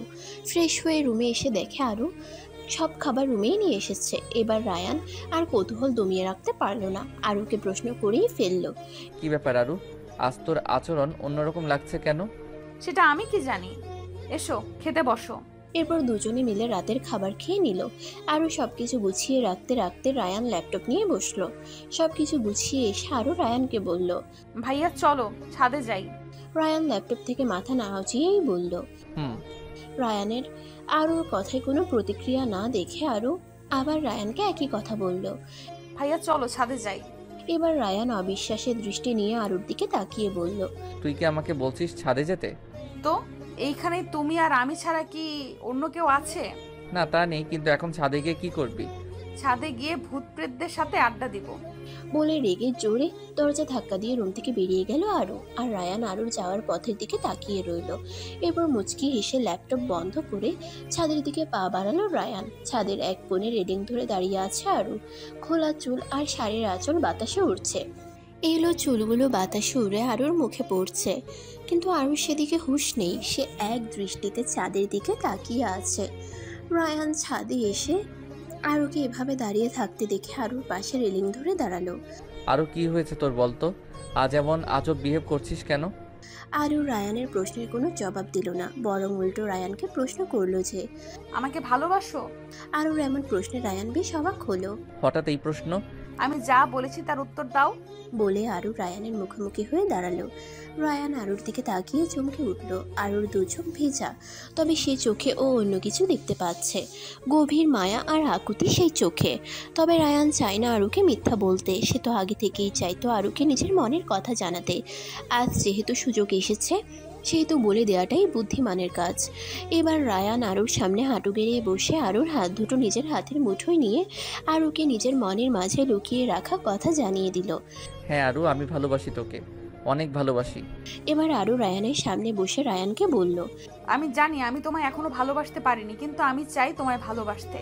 আমিও চাই আর 10টা কাপলদের মতো থাকতে, কিন্তু আমি পারছি না। আমাকে প্লিজ হেল্প করবে? আমি আমার অতীত ভুলতে চাই, কিন্তু সেটাকে তার জায়গায় রেখে তোমাকে ভালোবাসতে চাই নতুন করে। আমি ভালো থাকতে চাই তোমার সাথে। আমি আর পারছি না, গুমড়ে গুমড়ে ভেতরে ভেতরে শেষ হয়ে যাচ্ছি। আমি আর পারছি না, আমি বাঁচতে চাই। আরুর কথা শুনে রায়ানের চোখ দুটো আনন্দে চকচক করে উঠল। রায়ান আরুকে নিজের বুকের মাঝে মিশিয়ে নিয়ে আরুর মাথায় চুমু দিয়ে বলল, আমি আছি তোর পাশে সব সময় ছায়া হয়ে। সব সময় আমাকে তোর পাশে পাবি আরু। আরও তোর ভালোবাসা পাওয়ার অপেক্ষা করব। জীবন কখন কিভাবে মোড় নেয় তা আমাদের চিন্তা ভাবনারও বাহিরে থাকে। বেশ তো সব কিছু চলছিল। আরও নিজের অতীত থেকে বেরিয়ে বর্তমান আঁকড়ে বাঁচার স্বপ্ন দেখেছিল রায়ানের সাথে। এক এক করে স্বপ্ন সাজাতে শুরু করে দিয়েছিল, কিন্তু কী থেকে কী হয়ে গেল বুঝতেই পারছে না কেউ। আরও আর রায়ানের বিবাহ বার্ষিকী ছিল আজ, কিন্তু গত পরশু রায়ানের অফিসের কাজে রায়ানকে কুমিল্লা যেতে হয়েছিল। আরও রায়ানকে যেতে দিতে চাইছিল না, কিন্তু রায়ানের যাওয়াটা বেশ প্রয়োজন ছিল বলে বাধ্য হয়ে যেতে দিল। যাওয়ার পর থেকেই রোজ দিনে 2-3 বার করে ফোন দিয়ে আরুর খোঁজ নিচ্ছিল রায়ান। আজ বাসায় ফেরার কথা ছিল। বাসে ওঠার আগে আরুকে ফোনে জানিয়েও দিয়েছে যে সে বাসে উঠেছে, এখন খুব তাড়াতাড়ি ওর কাছে পৌঁছে যাবে। কিন্তু নিয়তি অন্য খেলা খেলবে তা কি আর দুজনের কারো জানা ছিল? রায়ান যে বাসে ফিরছিল সে বাস ব্রেক ফেল করে অ্যাক্সিডেন্ট করে, আর বাসে যাত্রীদের প্রায় অর্ধেক যাত্রী মৃত্যুবরণ করে, আর অনেকের অবস্থা খুবই খারাপ। টিভিতে ব্রেকিং নিউজ হয়ে গেছে খবরটা মুহূর্তেই। আরুর মামা শাহিদ উদ্দিন খবরটা দেখে তাড়াতাড়ি রায়ানকে ফোন করলেন, কারণ আরু বলছিল যে রায়ান বাসে উঠেছে, কিন্তু হায় রায়ান ফোন তুলছে না। বেশ কয়েকবার ট্রাই করার পরও যখন রায়ান ফোন তুলছিল না, তখন শাহিদ উদ্দিন আরুর শাশুড়িকে ডাক দিলেন। তিনি হন্তদন্ত হয়ে রান্নাঘর থেকে ড্রয়িং রুমে চলে এলেন। এদিকে তার ডাকাডাকি আরুর কানেও গিয়েছে। আরু রুম থেকে বেরিয়ে মামার কাছে এসে শুনি যে তিনি বলছেন, আয়নের মা, ঢাকা টু কুমিল্লা এটা বাস অ্যাক্সিডেন্ট করেছে। আরু বলল রায়ান বাসে উঠেছে। নিউজ দেখে আয়ানকে ফোন দিলাম, কিন্তু আয়ান তো ফোন তুলছে না। এই কথাটা শোনা মাত্র আরুর পায়ের নিচ থেকে যেন মাটি সরে গেল। কি বলছে সব মামা? রায়ানের কিছু হয়নি, সে তো আমাকে বলেছে সে আজ ফিরছে, কিন্তু এখন মামা কি বলছে? বলে দৌড়ে রুমে গিয়ে ফোন হাতে নিয়ে রায়ানের নাম্বারে ফোন দিল, কিন্তু রিসিভ হলো না, কেটে গেল। দ্বিতীয়বার আবার ফোন দিল, এবার রিসিভ হলো। রিসিভ হয়ে আরও ওপাশের জনকে কথা বলতে না দিয়ে নিজেই বলতে শুরু করলো, কি সমস্যা তোমার? ফোন দিলে কি ফোন রিসিভ করা যায় না? কত টেনশনে আছি সেটা বোঝো না? কি এমন রাজকার্যে ব্যস্ত ছিলে যে প্রথমবার ফোন দিলে ধরলে না? মামাও ফোন দিচ্ছে, ধরছো না। আজ এসো বাসায়, তারপর তোমায় কি করি বুঝতে পারবে।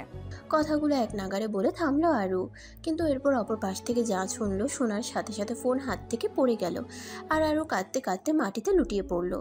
আর ওর কান্না শুনে ওর মামা মামি দৌড়ে ওর রুমে এসে আরুকে এভাবে পড়ে কাঁদতে দেখে ওরা কাছে কারণ জানতে চাইলো, কিন্তু আরু কান্নার জন্য কথা বলতে পারছে না। অনেক চেষ্টার পর শুধু একটা কথাই বলল, মেডিকেলে আছে তোমাদের ছেলে। এটা শোনার পর 1 সেকেন্ড সময় দেরি না করে শাহিদ উদ্দিন উঠে দাঁড়ালেন মেডিকেল যাওয়ার জন্য, কিন্তু আরু তার হাত টেনে ধরলেন আর করুণ দৃষ্টিতে তাকিয়ে আছে, যেন বলছে যে মামা আমাকে নিয়ে যাও তোমার সাথে। দেখ মা, আয়ানের কিছু হয়নি, ও ঠিক আছে, আমি মেয়ে নিয়ে আসছি তো। আমার ছেলেকে তুই বাসায় আসার পর আচ্ছা পরে বকে দিস। কিন্তু আজ যেন কোনো কথাই আরু শুনবে না বলে পণ করেছে। এবার 2 হাত জোর করে মামাকে বলল, মামা প্লিজ আমাকে তোমার সাথে নিয়ে চলো, প্লিজ মামা। আমি এখানে থাকলে দম বন্ধ হয়ে মরে যাব, প্লিজ মামা। একদিকে ছেলের ব্যাপারে কিছু জানে না, অন্যদিকে আরুর এমন আকুতি। অবশেষে আরুকে নিতে রাজি হলো। এরপর আয়ানকে ফোন করে মেডিকেলে আসতে বলে আরু আর রায়ানের মাকে নিয়ে রওনা দিল আরুর মামা। জেনারেল ওয়ার্ড, আইসিইউ খুঁজেও রায়ানকে পেল না শাহিদ উদ্দিন আর রায়ান। এদিকে আরুও খুঁজছে, কিন্তু কেউ রায়ানের কোনো খোঁজ পেল না, কেউ। এবার আরু আয়ানের ফোন নিয়ে রায়ানের নাম্বারে ফোন করলো। ফোন রিসিভ করলো সেই লোকটা রায়ানের কথা জিজ্ঞেস করলে করিডোরে আসতে বলল। এরপর সবাই করিডোরে গিয়ে দেখে সাদা কাপড়ে মাথা থেকে পা পর্যন্ত ঢাকা একটা লাশের সামনে একটা লোক দাঁড়িয়ে আছেন, যার হাতে রায়ানের ফোন লোকটার হাতে দেখে আরও তাড়াতাড়ি লোকটার সামনে গিয়ে ফোন ছিনিয়ে নিয়ে লোকটাকে বলল, এই ফোন আপনার হাতে কেন? রায়ান কোথায়? আরুর এমন কাণ্ডে আয়ান এসে আরুকে ধরে শান্ত হতে বলে লোকটাকে বলল, সরি ভাইয়া, আসলে এটা যার ফোন সে ওর হাজবেন্ড হয়। আর বোঝেনি তো ভাই, ফোন আপনার হাতে দেখে হাইপার হয়ে গিয়েছে। আপনি ফোন ধরেছিলেন তাই তো, কিন্তু যার ফোন সে কোথায়? আমরা অনেক খুঁজলাম কিন্তু পেলাম না। রায়ান কোথায়, কাইন্ডলি একটু বলবেন? আসলে ও ভীষণ ভেঙে পড়েছে তো। এরপর লোকটা মাথা নিচু করে পাশের লাশটা দেখিয়ে দিল। আয়ান লাশের মুখের উপর থেকে কাপড় সরিয়ে দেওয়ার পর রায়ানের মুখটা দেখার সাথে সাথে আরও জ্ঞান হারিয়ে মাটিতে লুটিয়ে পড়ল। কথায় আছে না, হতবাঘা যেখানে যায় সেখানেই সমুদ্র পর্যন্ত শুকিয়ে যায়। রায়ানের মা কান্না শুরু করলেন। এদিকে আয়ান আলোর অবস্থা দেখে ঘাবড়ে গিয়ে আরুকে ধরে ডাকাডাকি করছে, কিন্তু কোনো রেসপন্স পেল না। তাই তাড়াতাড়ি পাশের একজন নার্সকে আরুকে দেখতে বলে তিনি ডাক্তারকে ডেকে দিলেন। রায়ানের লাশ বাসায় নিয়ে আসা হয়েছে রাতেই। আরুর জ্ঞান ফেরেনি এখনও, কিন্তু এরপরও আয়ান আরুকে প্রয়োজনীয় সকল ট্রিটমেন্ট করিয়ে বাসায় নিয়ে এসেছে। এমনিতেই বাসার কারো মনের অবস্থা ভালো না, এখন আরুকে এখানে রাখলে কে ওকে দেখাশোনা করবে তা ভেবে বাসায় নিয়ে এসেছে। মাঝরাতে আরুর জ্ঞান ফিরলে কোরআন তিলাওয়াত ভেসে এলো কানে। পরক্ষণে আবার রায়ানের কথা মনে হলে ফুপিয়ে ফুপিয়ে কাঁদতে শুরু করলো। ওর পাশে বসে ওর মাও কোরআন তিলাওয়াত করছিলেন। মেয়েকে জেগে উঠে আবার কাঁদতে দেখে তিনি অতি সাবধানে কোরআন শরীফ রেখে এসে মেয়েকে জড়িয়ে ধরে সান্ত্বনা দিতে লাগলেন, কিন্তু কারো কোনো কথাতেই কোনো কাজ হচ্ছিল না।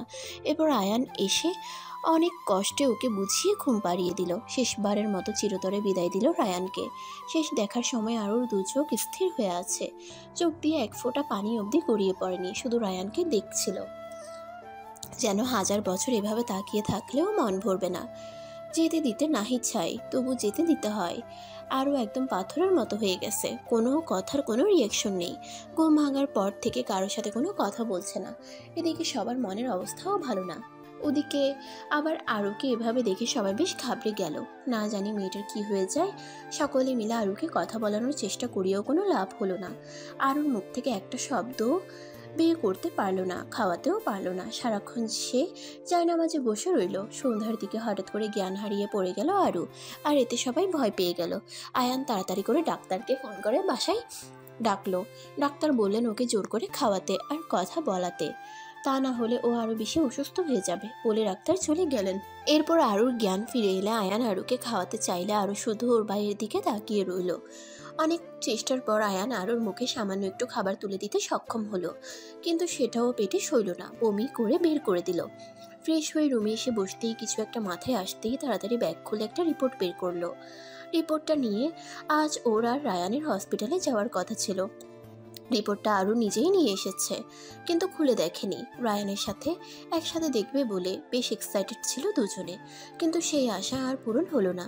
রিপোর্টটা দেখার জন্য আগে কতটা এক্সাইটেড ছিল, এখন আর তেমনটা নেই। রিপোর্টের উপরে জলজল করছে একটা লেখা, প্রেগনেন্সি রিপোর্ট পজিটিভ, 4 সপ্তাহের প্রেগনেন্ট আরু। রায়ান থাকলে খুব খুশি হতো, যদিও আরুও খুব খুশি হওয়ার কথা, কিন্তু সেটাও পারছে না। নিজের মা হওয়ার যে আলাদা একটা অনুভূতি, সেটা নিজের অনাগত সন্তানের পিতাকে হারিয়ে নিজের অজান্তেই ডান হাত পেটের উপরে চলে গেল, আর সাথে সাথে ঢুকরে কেঁদে উঠল। হঠাৎ আরুকে এভাবে কাঁদতে দেখে সবাই আরও রুমে এসে দেখে আরু পেটে হাত দিয়ে কাঁদছে, আর ওর পাশে পড়ে রয়েছে প্রেগনেন্সি রিপোর্টটা। রায়ানের মৃত্যুর প্রায় 8 মাস হয়ে গেছে, আরও এখন মায়ের বাসায় থাকছে। রায়ানের রুমে থাকলে রায়ানের স্মৃতি ওকে শান্ত থাকতে দেয় না। মনে হয় এই বুঝি রায়ান এসে বলছে, কি তার ছেড়া বউ, কীরকম বোকা বানালাম বলো। রায়ানকে দেখে খুশি হয়ে রায়ানের কাছে দৌড়ে গিয়ে যেই না ছুতে যাবে, অমনি হাওয়া হয়ে হারিয়ে যায় সে। আর ওর ভাবির আরুর থাকাটা পছন্দ নয়, সেটা আরও ভালো করেই বোঝে, কিন্তু কি করবে সেটা বুঝতে পারে না। যাওয়ার জায়গা বলতে রায়ানের বাড়ি আর বাবার বাড়ি। অনেক ভেবে চিন্তে সিদ্ধান্ত নিল যে সে চলে যাবে, ভাইয়ের সংসারে বোঝা সে হবে না। ওর ছেলের বয়স 4 মাস চলছে, এভাবে ভাইয়ের সংসারে বোঝা হয়ে থাকতে চায় না ও ছেলেকে নিয়ে। কিছু জায়গায় চাকরির চেষ্টা করে, কিন্তু তেমন একটা ফল পায়নি। এরপর এক বন্ধুর মাধ্যমে একটা চাকরি জোগাড় করে ফেলে, কিন্তু তার জন্য ওকে সিলেট যেতে হবে। একা এত দূরে কিভাবে থাকবে, কি করবে ভেবে পেল না, কিন্তু ওকে রিস্ক নিয়ে কাজটা করতে হবে। সব কিছু রেডি করে চলে যাওয়ার 1 সপ্তাহ আগে বাসার সবাইকে জানায়। এদিকে আরুর এমন কাজে সকলে আপত্তি জানায়, কিন্তু আরু তাদের বোঝায় যে এভাবে থাকাটা তার পক্ষে সম্ভব না, কারো উপরে বোঝা হতে সে চায় না। তার কাছে রায়ানের শেষ স্মৃতি আছে, যার সুন্দর ভবিষ্যতের জন্য তাকে এই ঝুঁকি নিতে তাকেই হবে। এরপর সকলের আপত্তি থাকা সত্ত্বেও আরও যাওয়ার সিদ্ধান্ত নেয়। বাসে বসে আছে আরু। ট্রেনে যাওয়ার কথা থাকলেও ট্রেনের টিকিট পায়নি, তাই বাসেই যেতে হচ্ছে। ওর কোলে ওর ছেলে রায়াত, রায়ান, আদি। পাশের সিট ফাঁকা, তাই ছেলের সাথে বসে গল্প করছিল সে। তখন পাশে কেউ এসে বসলে সেদিকে আরুর কোনো ভ্রুক্ষেপ ছিল না, সে নিজের কাজে ব্যস্ত। হঠাৎ পাশের ব্যক্তির ডাকে পাশ ফিরে তাকিয়ে দেখে নাহিয়ান। নাহিয়ানও হয়তো আরুকে দেখার জন্য প্রস্তুত ছিল না, তাই তো সে অবাক হয়ে আরুকে দেখছিল। আদির কান্নার আওয়াজে হুঁশ ফিরে দুজনের। আরু আদিকে শান্ত করায় ব্যস্ত, আর নাহিয়ান এখনও যেন হতবাক হয়ে আছে, কারণ আরও একবার সে নিজের অতীতের মুখোমুখি। কি বলবে ভাবতে ভাবতে নাহিয়ান বলেই ফেলল, কেমন আছো আরু? আলহামদুলিল্লাহ, আপনি? আলহামদুলিল্লাহ। কোথায় যাচ্ছ? আর এটা তোমার ছেলে, নাম কি? আর তোমার হাজবেন্ড, তাকে দেখছি না যে? হাজবেন্ড কথাটা শোনার সাথে সাথেই আরুর মন খারাপ হয়ে গেল, কিন্তু সেটা নাহিয়ানকে বুঝতে না দিয়ে বলল, জি, এটা আমার ছেলে। তো বললে না তো তোমার হাজবেন্ড কোথায়? রায়ানের কথা আবার বলাই একটা দীর্ঘশ্বাস ফেলে বলল, সে আর বেঁচে নেই, বছর খানেক হয়েছে আমাদের ছেড়ে যাওয়ার। কথাটা শোনার সাথে সাথেই নাহিয়ানের বুকে যেন মোচড় দিয়ে উঠল, কারণ আরুর ছেলের বয়স খুব বেশি হলে 6 মাস হবে, আর ওর হাজব্যান্ড মারা গেছে বছর খানেক, অর্থাৎ ছেলের জন্মের আগে। কি ভাগ্য ছেলের যে পৃথিবীতে আসার আগেই বাবাকে হারিয়ে ফেলেছে। সে বুঝতেই পারল না বাবা কি জিনিস, বাবার আদর কাকে বলে। নাহিয়ানের চোখের কোণে জল এসে ভিড় জমালো। ওর মনে হচ্ছে ওর হাতে যদি কোনো ম্যাজিক্যাল পাওয়ার থাকতো বা আলাদিনের প্রদীপ থাকতো, তবে সে সর্বপ্রথম এটাই চাইতো যেন আরুর বরকে ফিরিয়ে দেয়, আর এই ফুটফুটে বাচ্চাটাকে বাবা ফিরিয়ে দেয়। নাহিয়ান নিজের চোখের পানি মুছে নিয়ে বলল, ছেলেকে নিয়ে একা একা কোথায় যাচ্ছ? সিলেটে একটা জব পেয়েছি, সেইখানেই যাচ্ছি। আপনি কোথায় যাচ্ছেন? আমি অফিসের কাজে সিলেট যাচ্ছি। এভাবে নিজের পরিবার ছেড়ে এইটুকু একটা বাচ্চাকে নিয়ে এত দূর যাচ্ছ, ওখানে ওর খেয়াল রাখবে কি করে? কিছু করার নেই, আমার ছেলের জন্য হলেও আমাকে কিছু করতে হবে। ওর বাবার একমাত্র আমানত আমার কাছে। ওর বাবার সব স্বপ্ন পূরণ করার যথাসাধ্য চেষ্টা করব আমি, ইনশাল্লাহ। সত্যি তুমি একদম অন্যরকম আরু। এরপর আরু আর নাহিয়ান বেশ কিছুক্ষণ কথা বলতে বলতে আরু একসময় নাহিয়ানকে সেদিন ছেড়ে যাওয়ার কারণ জিজ্ঞেস করলে নাহিয়ান চুপ করে যায়। আরু আর জোর করে না বলার, সে ছেলেকে নিয়ে ব্যস্ত হয়ে পড়ে। এদিকে কেন যেন নাহিয়ানের আরুর জন্য কষ্ট হচ্ছিল, মনে হচ্ছিল। প্রথমে আমি, এরপর ওর হাজবেন্ড। যাকেই ও ভালোবাসতে চায় সেই ওকে ছেড়ে চলে যায়। ভালোবাসার উপর থেকে ওর বিশ্বাস হয়তো উঠে গেছে চিরতরে। এখন শুধুমাত্র নিজের ছেলের জন্য বেঁচে আছে, তা না হলে কবেই হয়তো শেষ হয়ে যেত। বাকি পথ নাহিয়ান আরুর সাথে আরেকটা কথাও বলেনি, কেননা আজ ওর নিজেকে অপরাধী মনে হচ্ছে যে সে যদি সেদিন আরুকে ছেড়ে না যেত তাহলে এসব কিছু হতো না। যদিও জানে সৃষ্টিকর্তা যার ভাগ্যে যা লিখেছে তাই হবে, কিন্তু এরপরও মনকে মানাতে পারছে না। আরু আর নাহিয়ানের সাথে কথা বলেনি, ছেলেকে সামলিয়েছে। অবশ্য মাঝে মাঝে আদি যখন কান্না করছিল নাহিয়ান তখন আদির সাথে কথা বলছিল। পাশ থেকে নেমে লাগেজগুলো আর আদিকে নিয়ে সিএনজির জন্য দাঁড়িয়ে আছে আরু, কিন্তু কিছু পাচ্ছে না। এদিকে ওর ফ্রেন্ডরাও আসছে না। নাহিয়ান আরুকে এভাবে দাঁড়িয়ে থাকতে দেখে এগিয়ে এলো। এখানে এভাবে দাঁড়িয়ে আছো যে, কোথায় যাবে? চলো আমি পৌঁছে দিচ্ছি।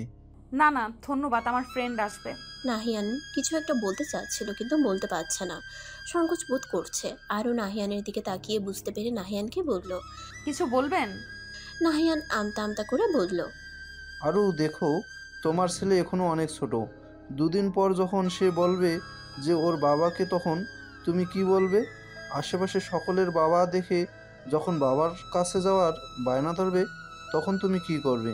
ভেবে দেখেছো কিছু?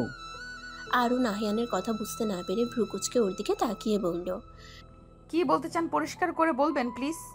আমি বলছি যে দ্বিতীয় বিয়ের কথা ভেবে দেখা উচিত তোমার আরু।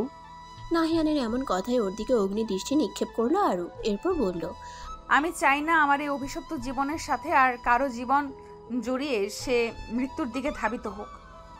আর কথা আমার ছেলের, সে আমার অবৈধ সন্তান নয়, আমার হাজবেন্ডের ছেলে। ইনশাল্লাহ আমার ছেলের বাবা মা দুটোই হয়ে ওঠার চেষ্টা করব, যাতে ছেলে কখনো বাবার অভাব বুঝতে না পারে। আর আপনি কেন আমার সাথে সেদিন অমন করেছেন জানি না, যে কারণেই হোক আপনি একটাবার আমাকে বলতে পারতেন, আমার দোষ আমি শুধরে নেওয়ার চেষ্টা করতাম, কিন্তু আপনি পালিয়ে গেলেন। তবে যাই করেছেন তার জন্য আমি সত্যিই আপনার কাছে কৃতজ্ঞ, কারণ তা না হলে রায়ান যে আমায় কতটা ভালোবাসতো সেটা আমার অজানাই থেকে যেত। বাকি জীবন আমি ওর ভালোবাসার স্মৃতি নিয়েই কাটিয়ে দিতে পারবো ইনশাল্লাহ। ভালো থাকবেন। খুদা হাফিজ বলে অশ্রুসিক্ত নয়নে আরও ছেলেকে নিয়ে চলে গেল।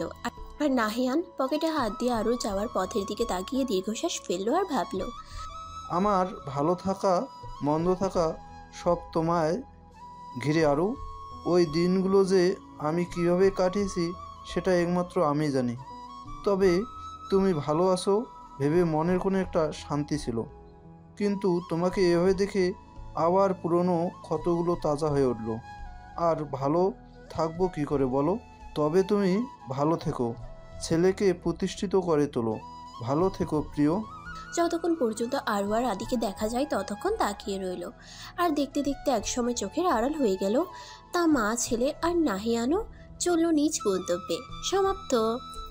আবার দেখা হবে নতুন কোনো গল্পে। সেই পর্যন্ত সবাই ভালো থাকবেন এবং সুস্থ থাকবেন, এবং প্রতিদিন নিত্য নতুন রোমান্টিক এবং সুন্দর গল্প পেতে আমাদের চ্যানেলটিকে সাবস্ক্রাইব করে পাশে থাকা বেল আইকনটি বাজিয়ে দিবেন। আল্লাহ হাফেজ।